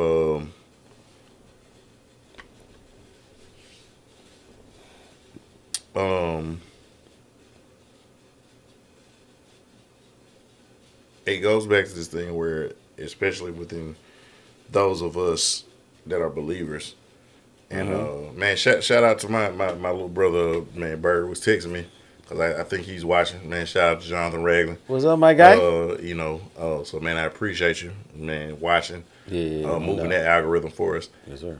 in Missouri. I think that we be like, oh, the Bible say don't judge. No, it don't say don't judge. Because actually it says that a wise man, a righteous man, judges all things. But it does tell us to the same measure or the same grace that we judge people with. That is the same grace that we're going to get when we're judged. And so I'm not surprised that he's not getting the love back because it was a lot of not grace. Yeah. And then the crazy thing is, just keep in mind, I think the last time we potted, we talked about the video, and him slobbing up a dildo or whatever it was, like, and that's right before, like, 2.5 weeks before you go. The last thing people talking about is you Yeah. on a video playing with a dildo. Now you supposed to be, this pastor and this heterosexual male. Like, I'm not even gonna lie. Like, I don't eat hot dogs in public. You know what I'm saying? And again, like I said, I'm sorry. I say this with no apologies. I never say pause because I don't ever think homosexual. And again, and I would be offended if I was a homosexual when somebody was saying pause. I'm like, what you mean? Because I know some gay guys that don't think that gay.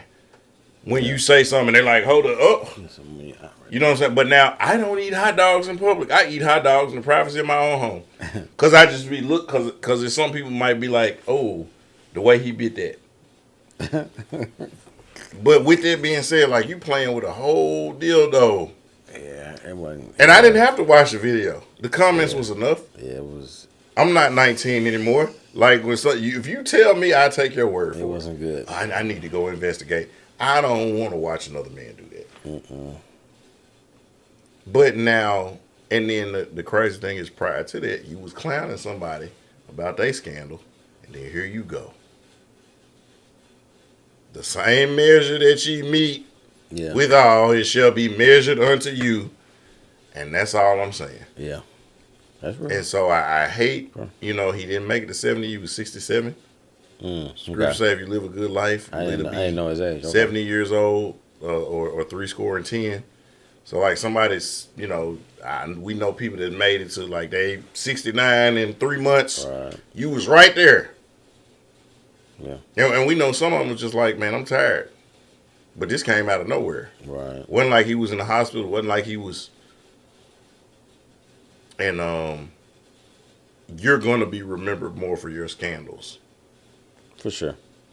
If you get an out flooding of people talking about the impact that you made in their lives and how you blessed them, I would be surprised. Cause you was always in some mess. Yeah. Like you were like the, for lack of a better choice of words, you were like the religious version of Jerry Springer. Yeah. That like we watching you to see you were entertainment. Yeah. Nobody watched you to be uplifted. Right. Nobody watched you to get their life changed. That was one Nobody to see what watched he had to say next. You know what I'm saying? To see like, man, you know what? If I follow you, I'll be right with the Most High. Which is why we should be following those of the cloth. Right. We watching you. We got our popcorn ready. Right. Because it's going to be some scandaling. What'd he say? You know what I'm saying? Like, oh, the cussing pastor. And again, if you do, and I'm not saying as a pastor you can't cuss. Yeah. But if you do, it shouldn't be just because you cussing to be cussing. Right. It should be righteous indignation. Right. It ain't indignation. It's clickbait. Mm-hmm. And I know this is supposed to be a quickie, and forgive me, but yeah, no doubt. And going to another brother, black brother, our boy LeVar Ball. Yeah, sorry to hear that. Foot got amputated. This was a surprise to me because it kind of came suddenly. Mm-hmm. I'm not sure exactly what's going on. If some people remember when Coach Prime had his toes amputated, that was kind of all of a sudden. It was like an emergency type situation to save his life. You know what I'm saying? I think it was some blood clots or something. Right, yeah. So maybe it was some of the same thing involved with LeVar Ball. But I saw a video he made afterwards. He's still LeVar Ball. Yeah. You know what I'm saying? He's still, doing what he do, confident as ever. So, we'll just be seeing him, probably in the wheelchair or whatever, walking around and doing that. So and we was doing the rest in peace, man, rest in peace to Roberta Flack. Yeah, R&B definitely. legend. Yep. She's one of the original singers of the "Killing Me Softly" song. Yeah. I mean, beautiful voice. Mm-hmm. A beautiful woman, beautiful talent. Mm-hmm. And she recently, I want to say, I think she was 76. Yep. Yeah, And she was a singer and a pianist. She But the big song, because it was covered by everybody from Lauryn Hill to Frank Sinatra to, I mean, like everybody, but Killing Me Softly, the first time I ever saw your face, tonight I celebrate my love, the closer I get to you, for all we know, back together again, where's the love, which was her and Donny Hathaway. I forgot about that. Where's the Right, love? exactly. Yeah. Feeling like making love. You are my heaven. Again, another song with Donny Hathaway. If I ever see you again. Set tonight to music like, will you still love me tomorrow? Maybe. As long as there's, like, you could go down, like, yeah. She's just got making me feel brand new. I mean, she's got so many, there's no way to say goodbye. Hey, that's no way to say goodbye. I just came here to dance. Like, she had so many hits. Yep. You know what I'm saying? A Natural Woman, man, beautiful black woman, gorgeous. I mean, rock the fro like no other. Yep. She was definitely a legend, definitely underappreciated. Beautiful singing voice. Like I said, definitely made an impact, and so we're definitely going to miss the impact that she made. And then also Valletta Wallace, who was a notorious B.I.G. Christopher Wallace's mom. She also passed. How old was she? I want to say like 68 or 70. Yeah. But she was hold on. What you think about Diddy? 78. Oh wow, okay. She was 78. 78, okay. Mm-hmm. That's a good and still never really got closure on her son's passing. because there was a lot of controversy around that until the end of her days. Yep. Still held him down, still being a good grandmother to his two kids, Yep. Tiana and Chris. Chris the third. I don't know Yeah. what it's something like that. And so anytime people's parents pass away, it's a sad thing, and so we just want to make sure we give those people their flowers. We skipped this one, and I sent this. Did you see the news of Steve Smith Sr.? I did. And the affair that he had, I guess, with a woman that was a part of the band of the Carolina Panthers or whatever. She put him out there on social media. No, it wasn't her. It wasn't her. It was her dude. Her dude. Her dude had hacked her page. Oh wow. Because basically, like, you knew it was a dude because, like, the post was like, hey, I'm this woman, I'm married to this guy, and he found me after I was this person, and I had committed felonies, and I had been to jail, and he took me in, That and he makes more forgave me sense and than everything if he like did that. it. Okay. And then he called Steve Smith.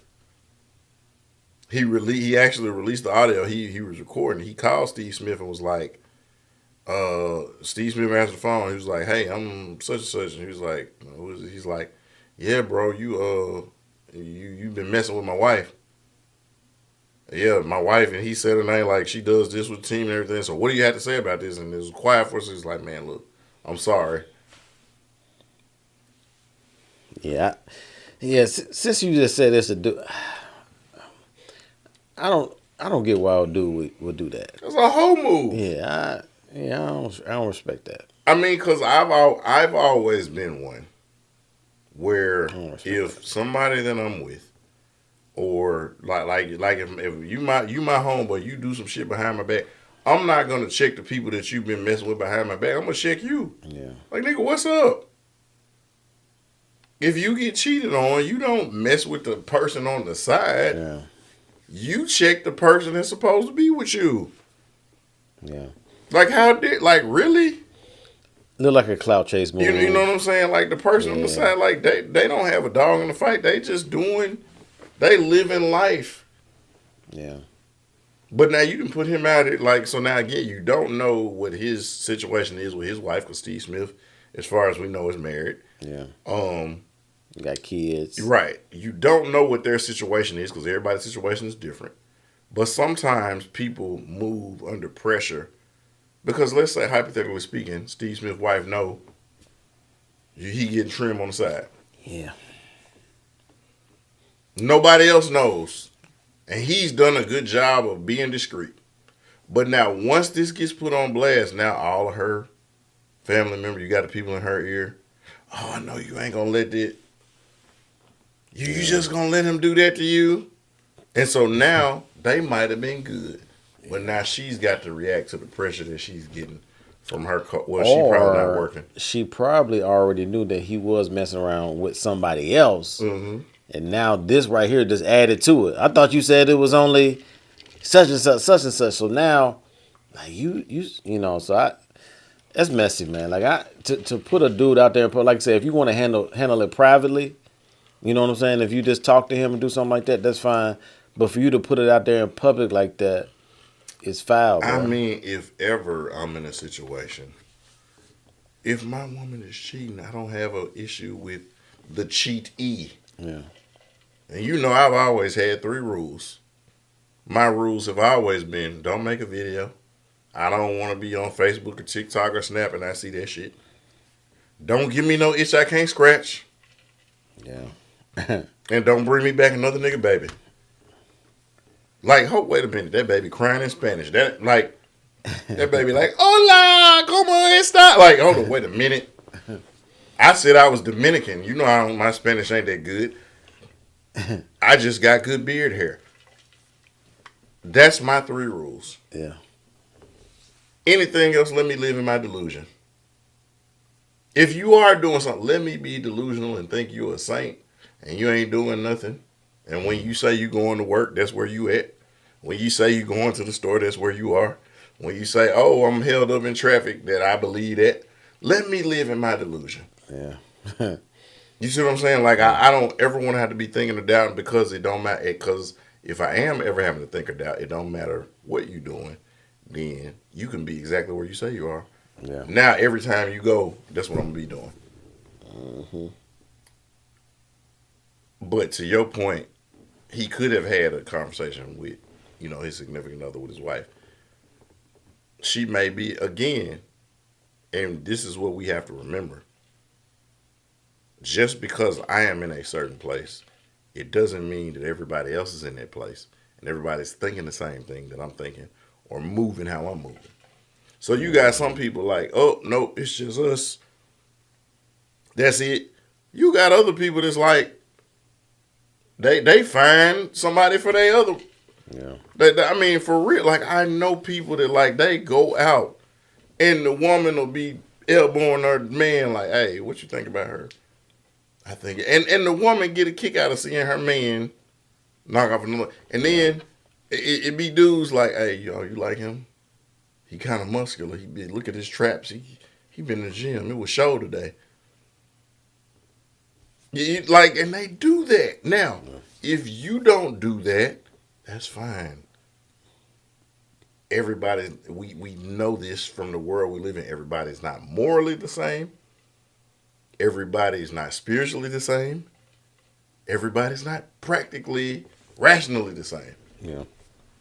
So we can't impose where we are on somebody else. And even as believers, it is not our job to impose where we are on other people. What I should be doing is you follow me as I follow him. But if you don't, that's on you. But I'm going to live my life in such a way that it compels you to try to imitate what I'm doing. Mm-hmm. But with that being said, if I'm not doing that, it's not your job if you are following him to be like, oh, you got to do it just like I'm doing it. That's not what we're supposed to be doing. Yep. I mean, like, think about it. When does the light ever tell the darkness you got to shine? The light is like, I ain't worried about you, darkness. I'm just going to shine. Yeah. And my light is such as that when I'm around, you got to go somewhere else because you can't be where I am. Yeah. Yeah. You see what I'm saying? And so, again, like I said, it was a whole move by the husband. Definitely. He should have definitely checked his wife. File for divorce. Leave her. Go get you some revenge. Till you married niggas out, I'm going to tell you again. I say it all the time. If you're going to mess around, get you an escort.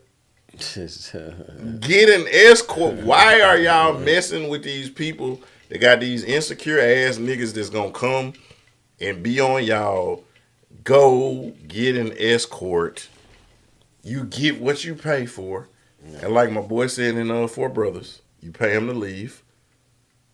Like he said, you know the thing about a hoe? You don't pay for her to stay, you pay for her to leave. Yeah. That's the thing.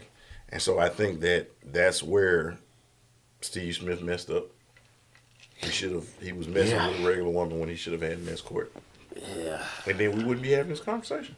Yeah. I hate my guy going through that, man. Him going through that. Now the Wayans family got inducted into the NAACP Award Hall of Fame. Like honestly, with this, it just looks like this should have been done a while ago. Far long overdue. You know what I'm saying? They should definitely get more awards like this because they're one of one as far as a family. We would probably never see a family of that magnitude. That many.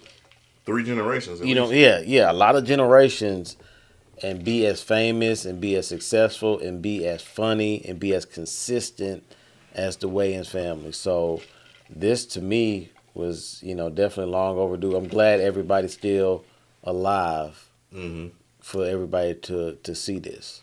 I mean, but no, it's to the point now to where, like, I don't know if you saw Marlon put out a thing of where he did his, like, comedy special, but he was introducing these comedians.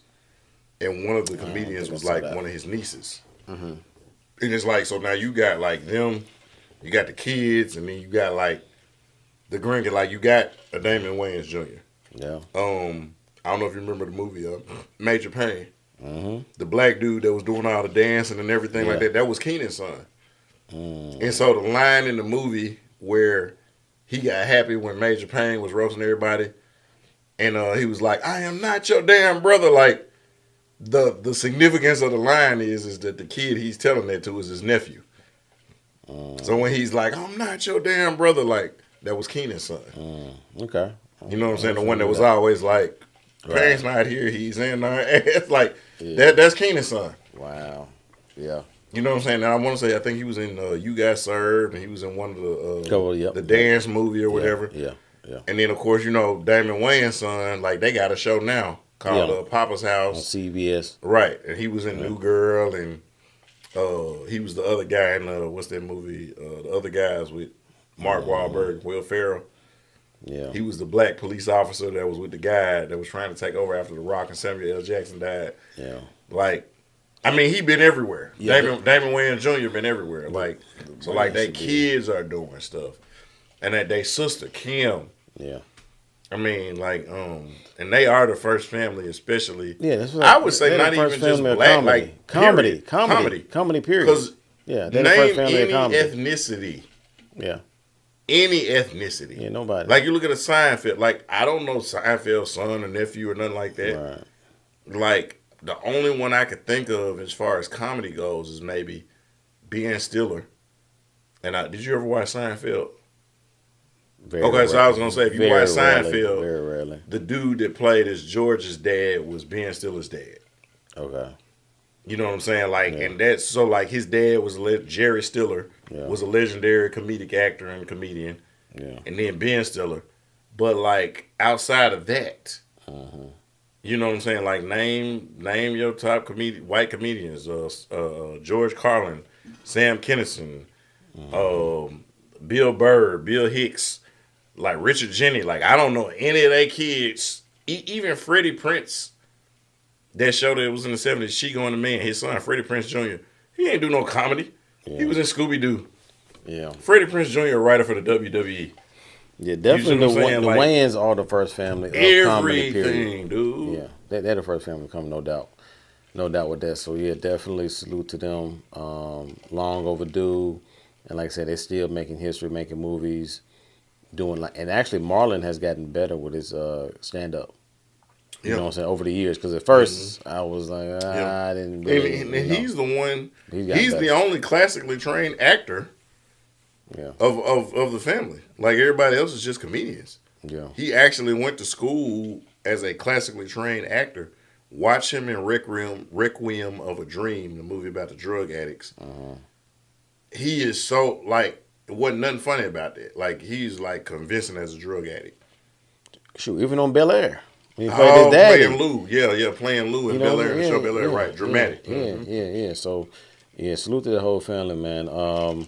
Y'all know what it is. Once we get back or we miss a week, man, we go over the 2 hour mark. So, but y'all know what to do, y'all. Until next time, continue with that executive mindset. And most definitely keep it presidential. Salute.